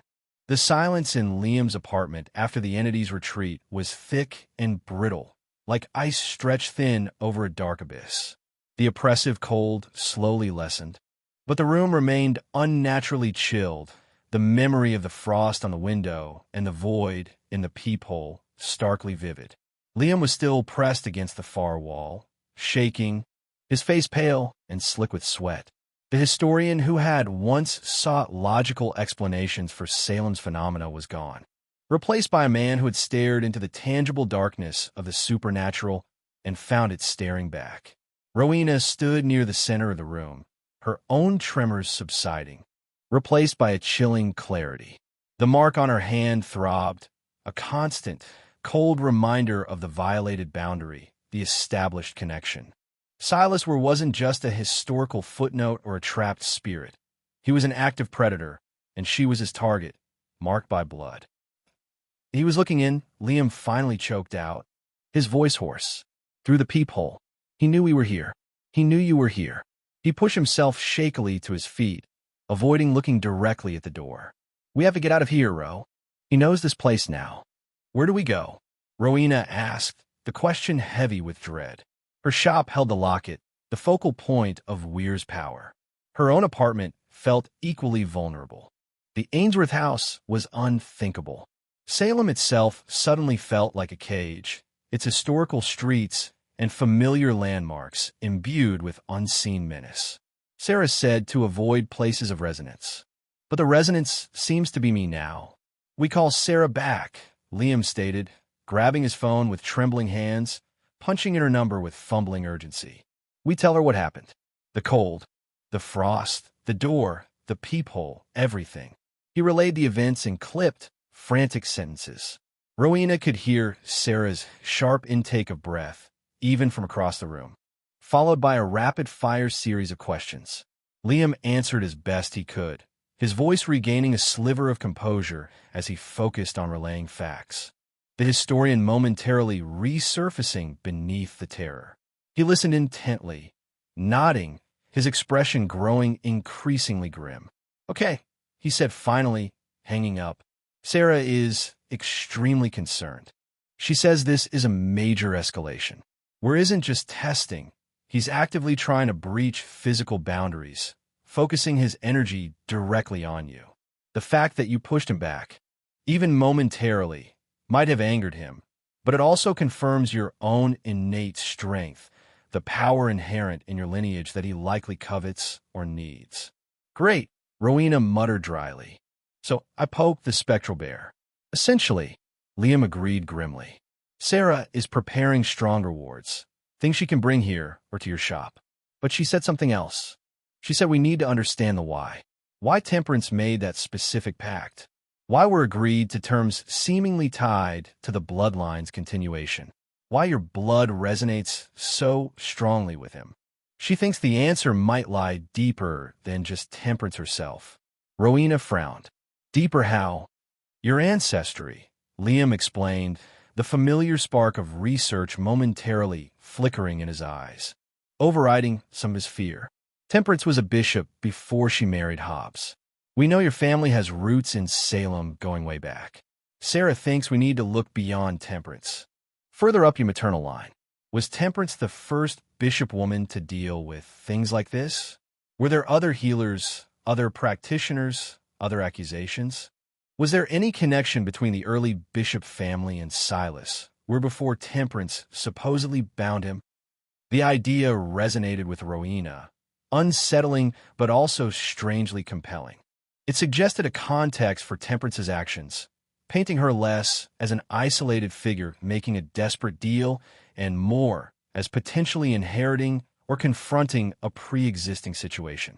My family, they never talked much about the past, Rowena admitted. Especially not that side.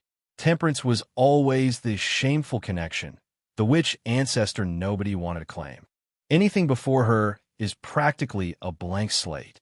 Blank slates are a historian's specialty, Liam declared, already moving towards his laptop, his fear now channeled into purposeful action.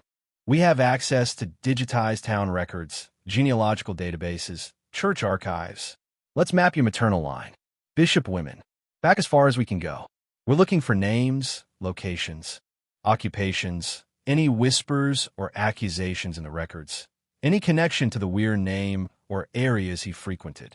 For the next hour, driven by a desperate need for answers, they plunged into the labyrinthine world of colonial genealogy.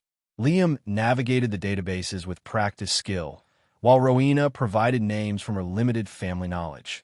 Her mother, her grandmother, scraps of oral history. The mark on her hand continued its cold throb, a constant reminder of the stakes.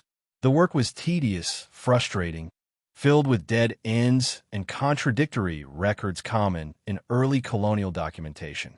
They traced the bishop line back through the 19th and 18th centuries, finding fishermen, shopkeepers, wives, mothers. Ordinary lives lived in the shadow of Salem's history. Then, Liam paused, leaning closer to the screen. Wait a minute. Here, mid-17th century, before Temperance. He pointed to a name on a digitized parish record from the 1650s. Marjorie Bishop, listed as Temperance's paternal grandmother. Actually, but she was a bishop by birth before marrying Temperance's grandfather. Occupation listed as midwife and herbalist. A midwife and herbalist? Rowena murmured. That wasn't unusual for the time, but it placed Marjorie firmly within the sphere of folk medicine and women's knowledge, areas often viewed with suspicion by the Puritan authorities. And look where she lived, Liam continued, cross-referencing with an old property map overlay. Her small cottage, according to these land grant records from 1658, was located near the edge of the Salem settlement at the time, bordering the woods, not far from the area where Silas was later said to dwell on the fringes. A chill unrelated to the mark traced its way down Rowena's spine.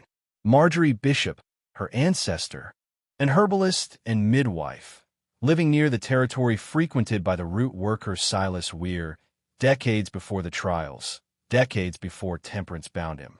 Could there have been contact, rivalry, or even collaboration? Keep digging, Rowena urged, leaning over Liam's shoulder. Liam followed the thread, searching records mentioning Marjorie Bishop. He found scant details, mentions of her attending births, providing remedies. But then he found something else, buried in the margin notes of a magistrate's private logbook from 1661, recently digitized by the university archive. The note was brief, almost dismissive. Questioned the bishop woman, Marjorie, concerning strange afflictions upon Goody Putnam's livestock following dispute over boundary lines. Woman denies ill intent. Speaks only of natural causes and poultices. No spectral evidence presented. Yet, her manner is unsettlingly calm. Matter dropped for lack of proof, but warrants watching. She was questioned. Rowena breathed. not formally accused but suspected, years before the main hysteria. And concerning strange afflictions, Liam added, his voice tight.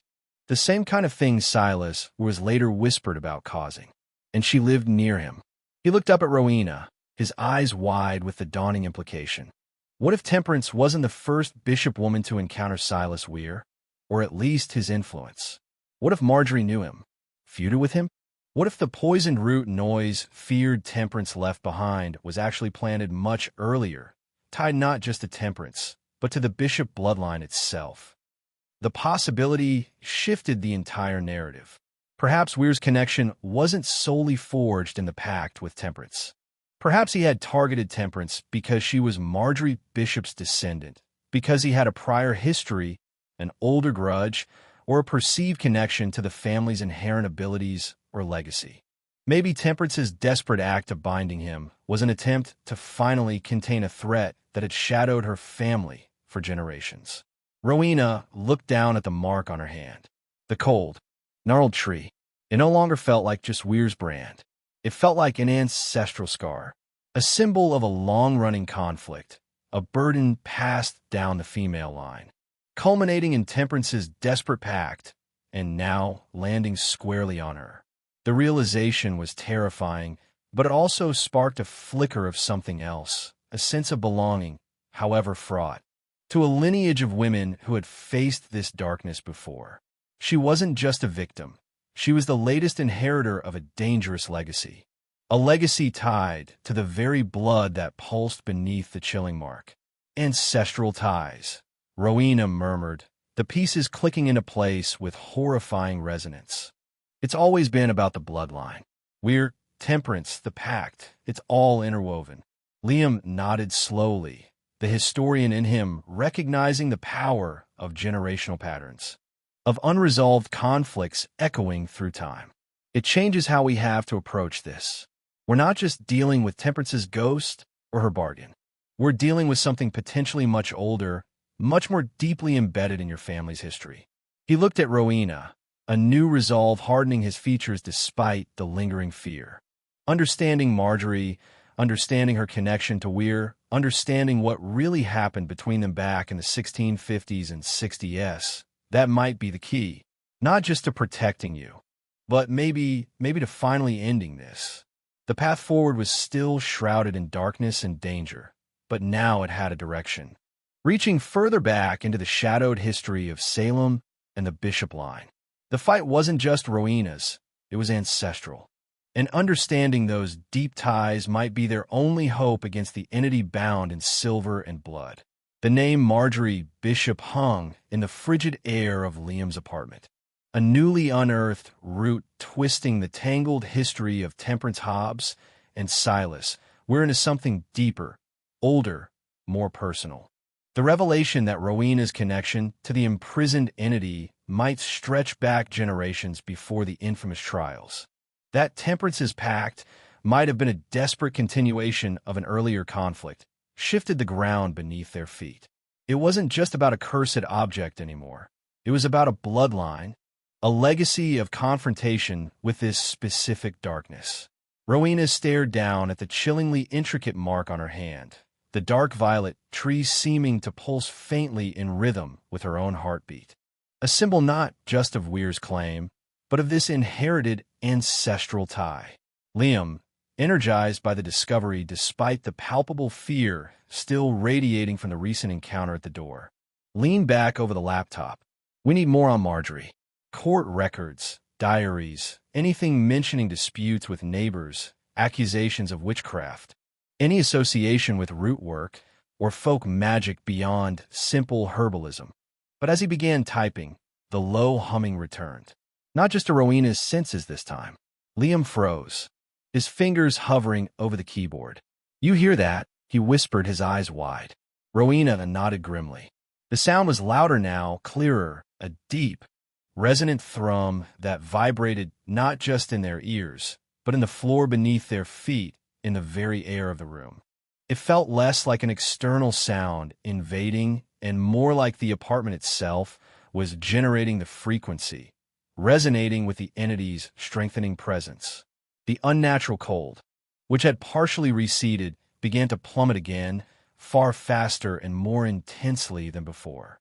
Frost bloomed instantly across the window pane, thicker this time, obscuring the view entirely with opaque white patterns that disturbingly resembled grasping roots or skeletal fingers. "He knows we found her," Rowena choked out, the metallic taste flooding her mouth, sharp and coppery. The mark on her hand burned with an icy fire, the pain radiating up her arm, making her gasp, displaying static before going completely black. The humming intensified into a gut-churning drone. The shadows in the corners of the room deepened, coalescing, flowing like thick, dark liquid towards the center of the living area. It wasn't just darkness absorbing light anymore. It was taking on substance, dimension. A shape began to form in the frigid air before them, pulling the shadows into itself. It was vaguely humanoid, tall and gaunt, but indistinct, like looking at a figure through thick, murky water or swirling smoke. Yet, details began to emerge with horrifying clarity. Long, twig-like fingers ending in sharp points, a suggestion of hollow sockets where eyes should be, and a texture like rough, ancient bark or desiccated flesh. Emanating from it was the soul-freezing cold, waves of ancient malice, and the overwhelming stench of damp earth, grave mold, and decay. Silas Weir, not just a voice, not just a cold spot, not just a flicker of darkness. Taking form, Rowena felt paralyzed, pinned by the sheer weight of his presence, the icy agony from the mark overwhelming her senses. She tried to summon the shield of light again, but her will felt fractured, weak against this more substantial manifestation.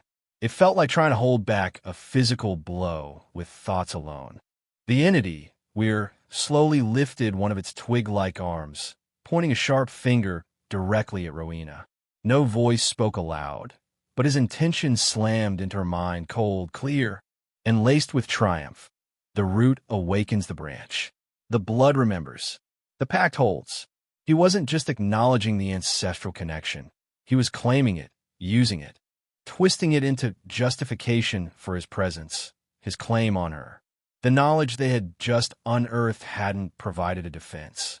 It had seemingly provided him with more power, a stronger anchor through the recognized lineage.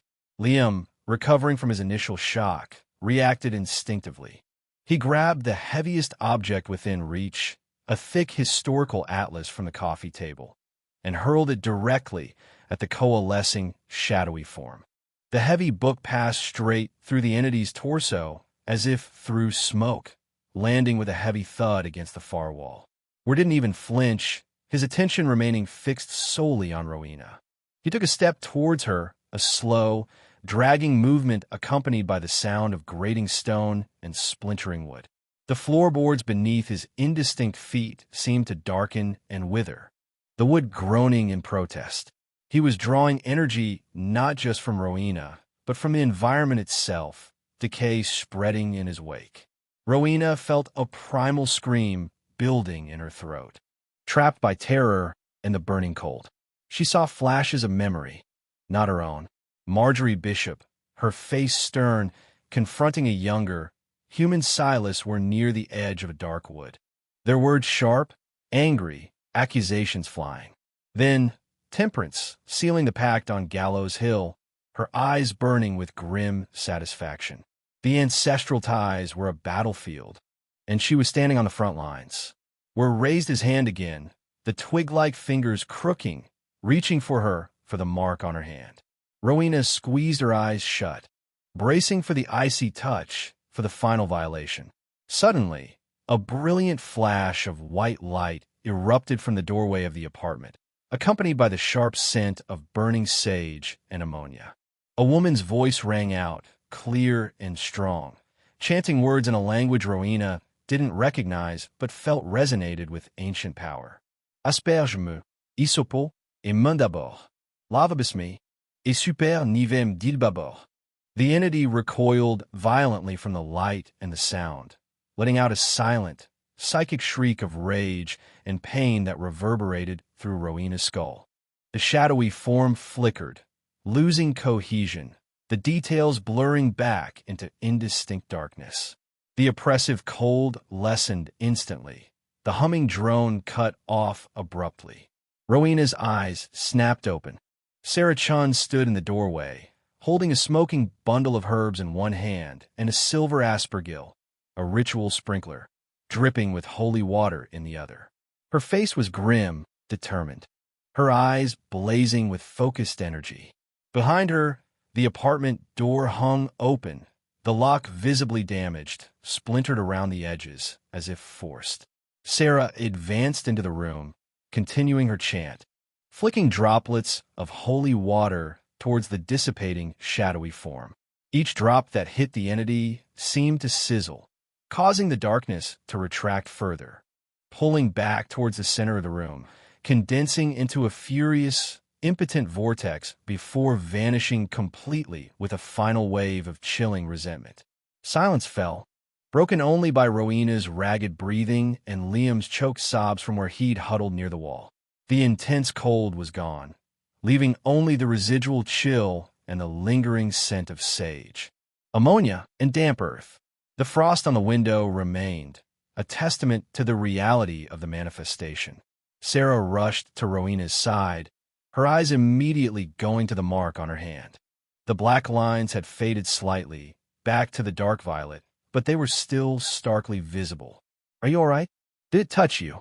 Rowena shook her head numbly, unable to speak. The terror was slowly receding, leaving behind a profound sense of violation and exhaustion. He took form. Liam managed, his voice trembling. "Right here." He spoke to her, called her the branch. Sarah nodded grimly, her gaze sweeping the room, assessing the lingering energy.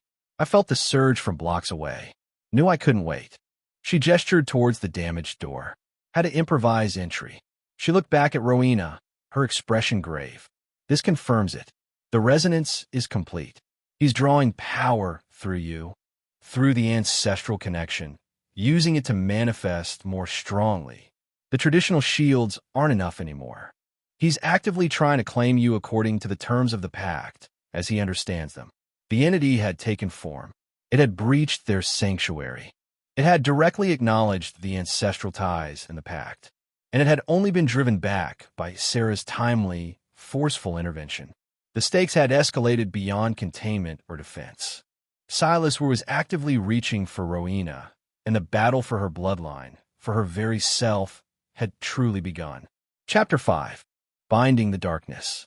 The lingering scent of burnt sage and ammonia battled futilely against the pervasive psychic stench of fear and decay in Liam's apartment. Though the terrifying manifestation of Silas Weir had dissipated under Sarah's forceful intervention, his presence felt scored into the very atmosphere, a chilling residue coating every surface.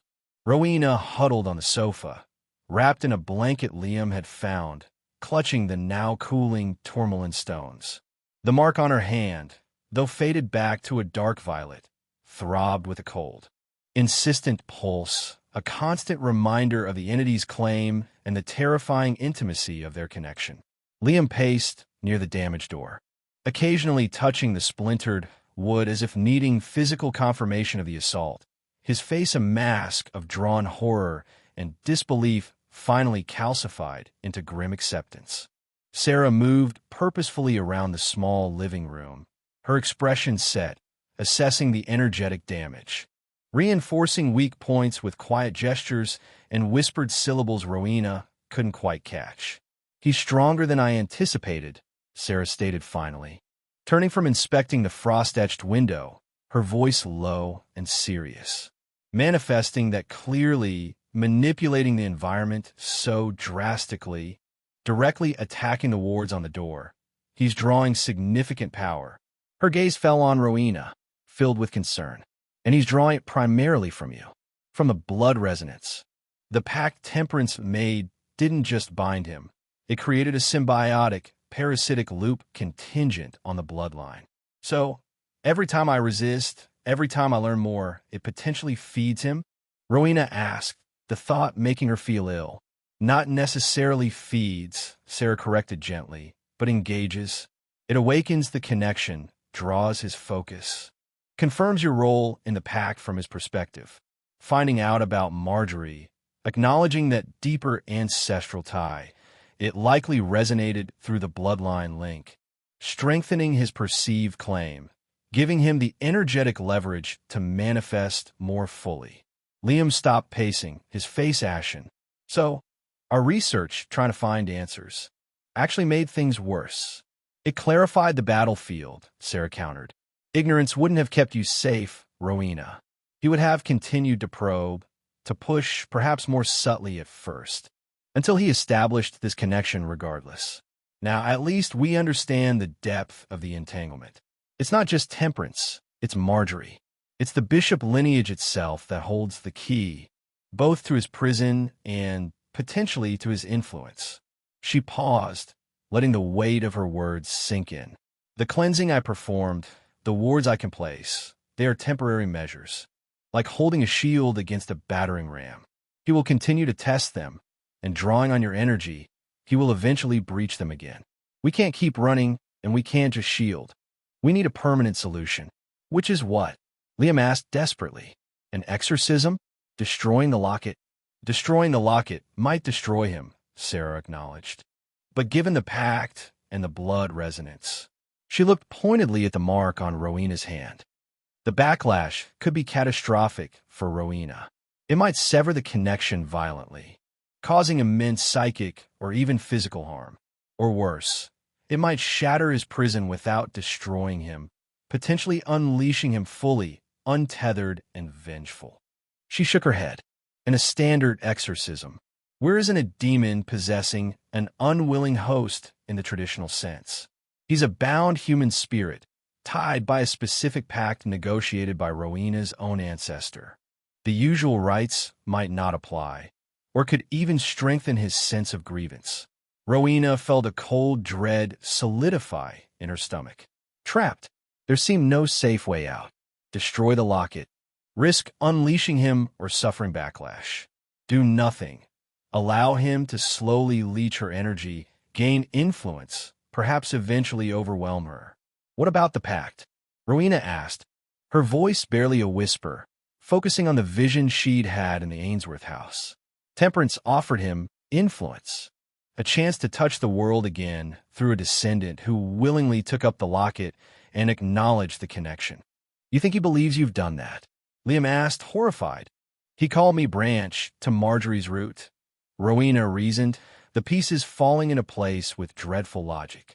He explicitly mentioned the bloodline. He's acting as if the conditions have been met. My investigating, accepting the locket, acknowledging the ancestry, maybe in his mind, that constitutes willing acceptance. Or, Sarah proposed, her eyes narrowing thoughtfully. Maybe Temperance's wording was deliberately ambiguous.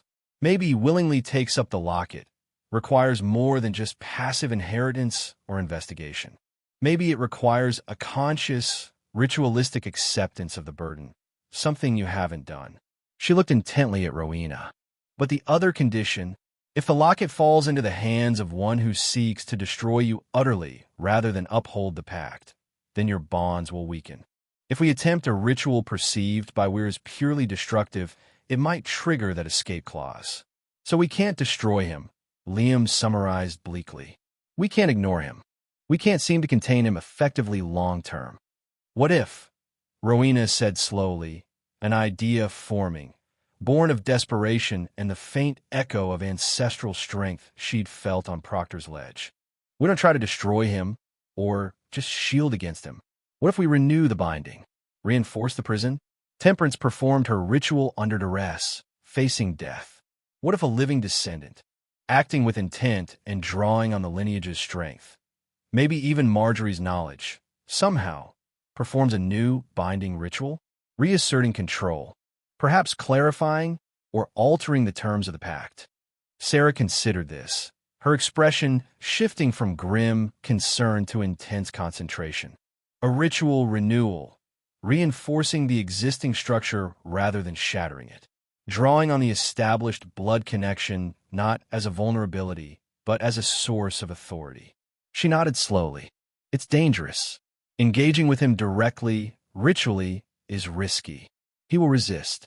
He will try to twist it, but addresses the pact directly. It works with the established framework. It might be our only viable path. Ow! Liam asked. We don't know the specifics of Temperance's original binding, let alone anything Marjorie might have done. Temperance bound him into the locket. Rowena reasoned, touching the mark on her hand.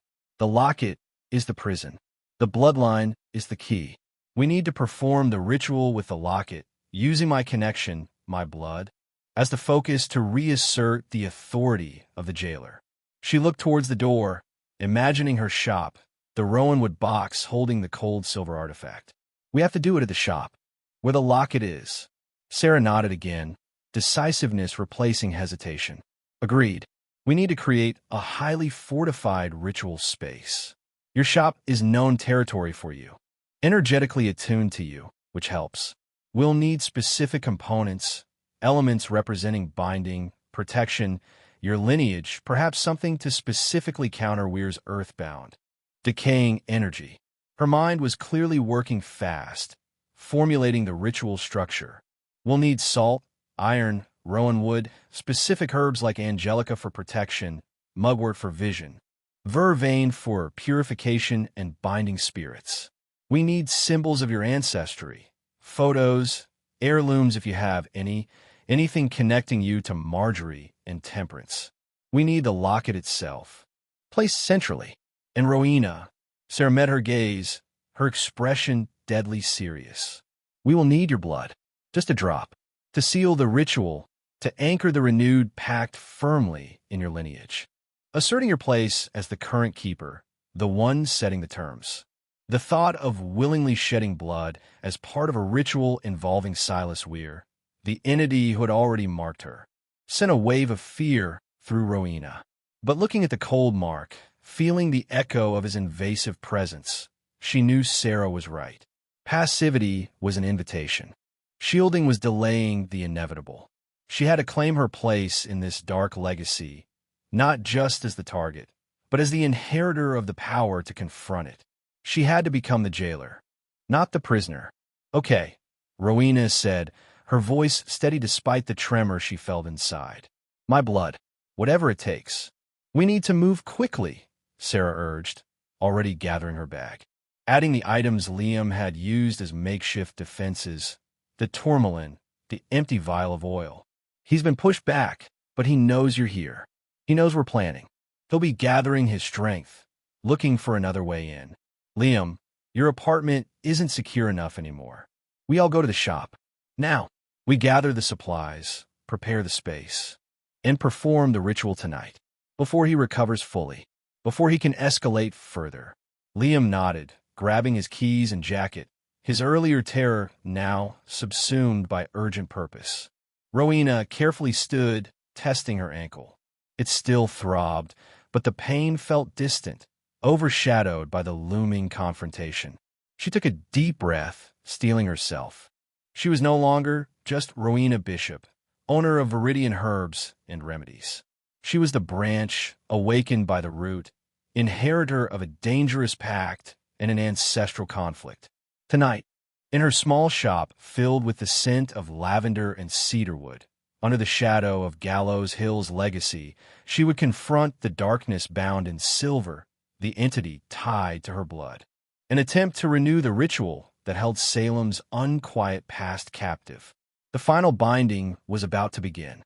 Viridian herbs and remedies, usually a sanctuary of calm scents and quiet energy, felt like the eye of a storm. Outside, the night pressed against the windows, heavy and starless, the familiar sounds of Salem muted, as if holding its breath. Inside, under the stark glow of strategically placed lamps, the main power felt unreliable, prone to flickering. The air crackled with tension and focused intent. A large circle, delineated by a thick line of black salt mixed with powdered iron filings, dominated the center of the shop floor. Rowanwood wands marked the 4 cardinal points, anchoring the protective boundary. Within the circle, Sarah had meticulously arranged the ritual components. Bundles of angelica, mugwort, and vervain lay beside a small charcoal brazier emitting thin tendrils of purifying smoke. Symbols of Rowena's lineage, a faded photograph of her grandmother, a pressed flower from her mother's garden. Even a printout of Marjorie Bishop's name from the parish records were placed deliberately. A small, sharp silver ritual knife lay ready beside a clean white cloth. And in the absolute center, resting on a bed of protective moss within the open rowanwood box, lay the tarnished silver locket. It pulsed with a palpable coldness, a focal point of contained fury that seemed to push against the boundaries of the salt circle. The air immediately around it was visibly colder, shimmering slightly. Rowena, Liam, and Sarah stood within the circle, the protective herbs clutched in their hands. Liam, though visibly terrified, held a thick branch of rowan wood, tasked with reinforcing the circle's integrity should we attempt a physical breach. Sarah stood ready to lead the chanting, her focus absolute. Rowena, barefoot on the cool floorboards to better connect with the grounding energy, stood directly before the locket, the mark on her hand throbbing, a cold beacon in the tense atmosphere. Remember, Sarah instructed in a low, urgent voice, he will fight. He will use your fear, your connection, the pact itself against you. Focus on the lineage, on Marjorie's strength, on Temperance's resolve. You are not just the inheritor of the pact. You are the inheritor of their will. You're the keeper now. You set the terms. Rowena took a deep, shuddering breath, the sense of sage salt and fear sharp in her nostrils. She met the locket's psychic pressure with her own focused will, visualizing the line of bishop women standing behind her, lending their strength, their resilience honed over centuries of quiet endurance in the shadow of Salem's history. She focused on the image of Marjorie confronting Weir, on Temperance finding satisfaction even at the noose. This wasn't just about survival. It was about reclaiming agency. "Let us begin," Sarah declared, her voice ringing with authority. She lit the consecrated herbs in the brazier, the smoke thickening, filling the circle with potent, cleansing fumes. She began to chant, ancient words of binding and protection filling the small shop, weaving an energetic shield around them. Liam joined in, his voice shaky but determined, holding the rowan branch like a weapon. Rowena raised her hands over the locket, palms down. The cold intensified dramatically, rushing up her arms, trying to push past her defenses. The mark on her hand flared with icy pain. She felt Weir's consciousness surge within the locket, a wave of pure, ancient rage slamming against her mind. "No, Mine. The pact is sealed. The blood oaths. Temperance sealed the pact to contain you, not empower you." Rowena shouted, her voice surprisingly strong, fueled by adrenaline and ancestral indignation. "The bloodline endures, and the bloodline commands. I'm a keeper now. I reinforce these bonds." The lights in the shop flickered violently, threatening to plunge them into darkness. The temperature plummeted further, frost creeping across the shop window, mirroring the earlier assault at Liam's apartment. Outside, a low wind began to howl, rattling the door, though the street beyond remained eerily still. Weir was fighting back, using the environmental manipulation he'd demonstrated before. "Scrapey drag." The sound manifested faintly, seeming to come from the walls themselves from beneath the floorboards. Shadows in the corners of the shop deepened, writhing, attempting to coalesce into the terrifying form they'd witnessed earlier. "Reinforce the circle," Sarah commanded, her chanting growing louder, more forceful. Liam thrust the rowan branch towards the deepest shadows, reciting the protective verses Sarah had taught him, his voice gaining strength. The shadows recoiled slightly, unable to fully form within the salted boundary. Weir shifted tactics, attacking Rowena directly through the psychic link. Images flooded her mind. The terrified faces of Josiah and Patience Ainsworth, the desiccated crows in the graveyard, the chilling void in the peephole, the final moments on Gallows Hill replayed with agonizing slowness. Fear, cold and sharp, threatened to overwhelm her. He whispered promises into her mind, echoing Temperance's pact. Influence. Power. Vengeance against those who wronged your line. Just accept.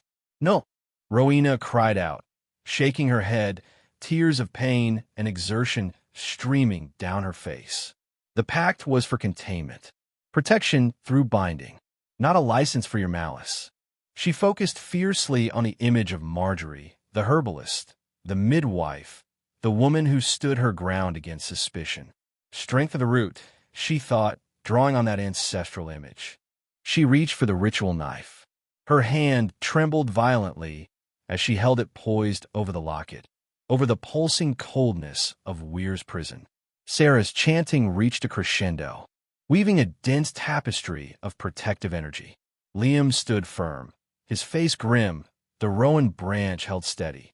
Silas Weir, Rowena declared, her voice ringing with newfound authority. By the blood of Marjorie Bishop, by the will of Temperance Hobbs, by my own authority as keeper of this line, I renew your bonds. The pact holds only containment. Your influence ends at this vessel. Your hunger remains unfed. You shall not touch the world through my blood. With a sharp intake of breath, she drew the knife swiftly across the palm of her marked hand. Not deep, but enough. Blood welled, dark crimson against her pale skin, shockingly warm in the frigid air. Ignoring the sting, ignoring Weir's silent shriek of rage echoing in her skull. She held her bleeding hand directly over the locket. Sanguis sanguinum liget, she cried, borrowing the Latin phrase Sarah had used. Blood binds blood. Sigillo novo. With a new seal, she let 3 drops of her blood fall onto the tarnished silver surface of the locket. The moment the blood touched the metal, the reaction was instantaneous and violent. The locket flared with an intense, blindingly cold light, pushing outwards with immense force. Rowena cried out, stumbling back, the pain from a mark and the wound excruciating. Liam yelled, bracing himself against the wave of energy that slammed into the salt circle, making the iron filings spark and sizzle. Sarah's chanting intensified, desperately holding the shield together. The shadows dissolved, the scraping sound ceased, the frost on the window cracked and vanished as if it had never been. The temperature in the shop snapped back to normal, leaving them gasping in the sudden warmth. Then, as quickly as it began, it was over. The cold light emanating from the locket subsided, leaving it looking different, still tarnished, still ancient, but the oppressive, malevolent energy pulsing from it felt significantly dampened, contained, quiescent. The overwhelming sense of Weir's conscious fury was gone, replaced by a sullen, dormant stillness. It felt like the difference between a raging inferno and banked, buried embers. He was still there, but his power, his ability to project outwards, seemed drastically curtailed. Rowena looked down at her hand. The bleeding had stopped, and the mark, the intricate, tree-like pattern was still there, but it was no longer livid violet or stark black. It had faded to a faint, silvery tracery, barely visible against her skin, like an old scar. And the cold, the intense, invasive chill was gone, replaced by a neutral coolness, no colder than the surrounding air. Silence filled the shop, broken only by their ragged breaths. Sarah slowly lowered her hands, her chanting fading, her gaze fixed on the locket. Liam lowered the rowan branch, sagging with relief and exhaustion. Did it work? Liam asked hesitantly. Sarah approached the locket cautiously, extending her senses. She nodded slowly, a weary but profound relief smoothing the lines of tension on her face. The binding holds, she confirmed. It feels stronger, reinforced. His presence is diminished, withdrawn. You did it, Rowena. You renewed the pact, reasserted your authority. You clarified the terms, containment only. Rowena sank to her knees, weak with relief, cradling her wounded hand. Had been quelled. Dawn was beginning to break outside, thin, watery light filtering through the shop window, banishing the last of the oppressive shadows. Salem was waking up, oblivious to the ancient battle fought and won within the walls of the small herb shop. The air smelled clean again, carrying the familiar scents of lavender, cedarwood, and the promise of a new day. Rowena knew the story wasn't truly over. Silas still existed within the locket. The pact, though renewed and clarified, still tied him to her lineage. The future remained uncertain. But for now, the darkness was bound anew. And so, the immediate terror recedes, leaving Rowena bishop-scarred but standing, the reluctant keeper of a dark legacy. Silas is quiet, for now. His ancient rage banked behind reinforced bars of silver and bloodline authority. But such entities are patient. Such pacts cast long shadows. Is the binding truly secure? Or has Rowena merely bought time, postponing a future confrontation? The spirits of Salem rarely rest easy. What do you think? Was Temperance Hobbs a victim, a manipulator, or both? What would you do with such an inheritance? Let me know your thoughts down in the comments. I read every single one. If this journey into the heart of Salem's darkness sent a chill down your spine, be sure to conjure up a like and subscribe to Eli Nightfall for more tales from the shadows. Ring that notification bell if you dare. You never know what might be lurking in the next story. Until next time, try not to listen too closely to the whispers on the wind. Some histories refuse to stay buried.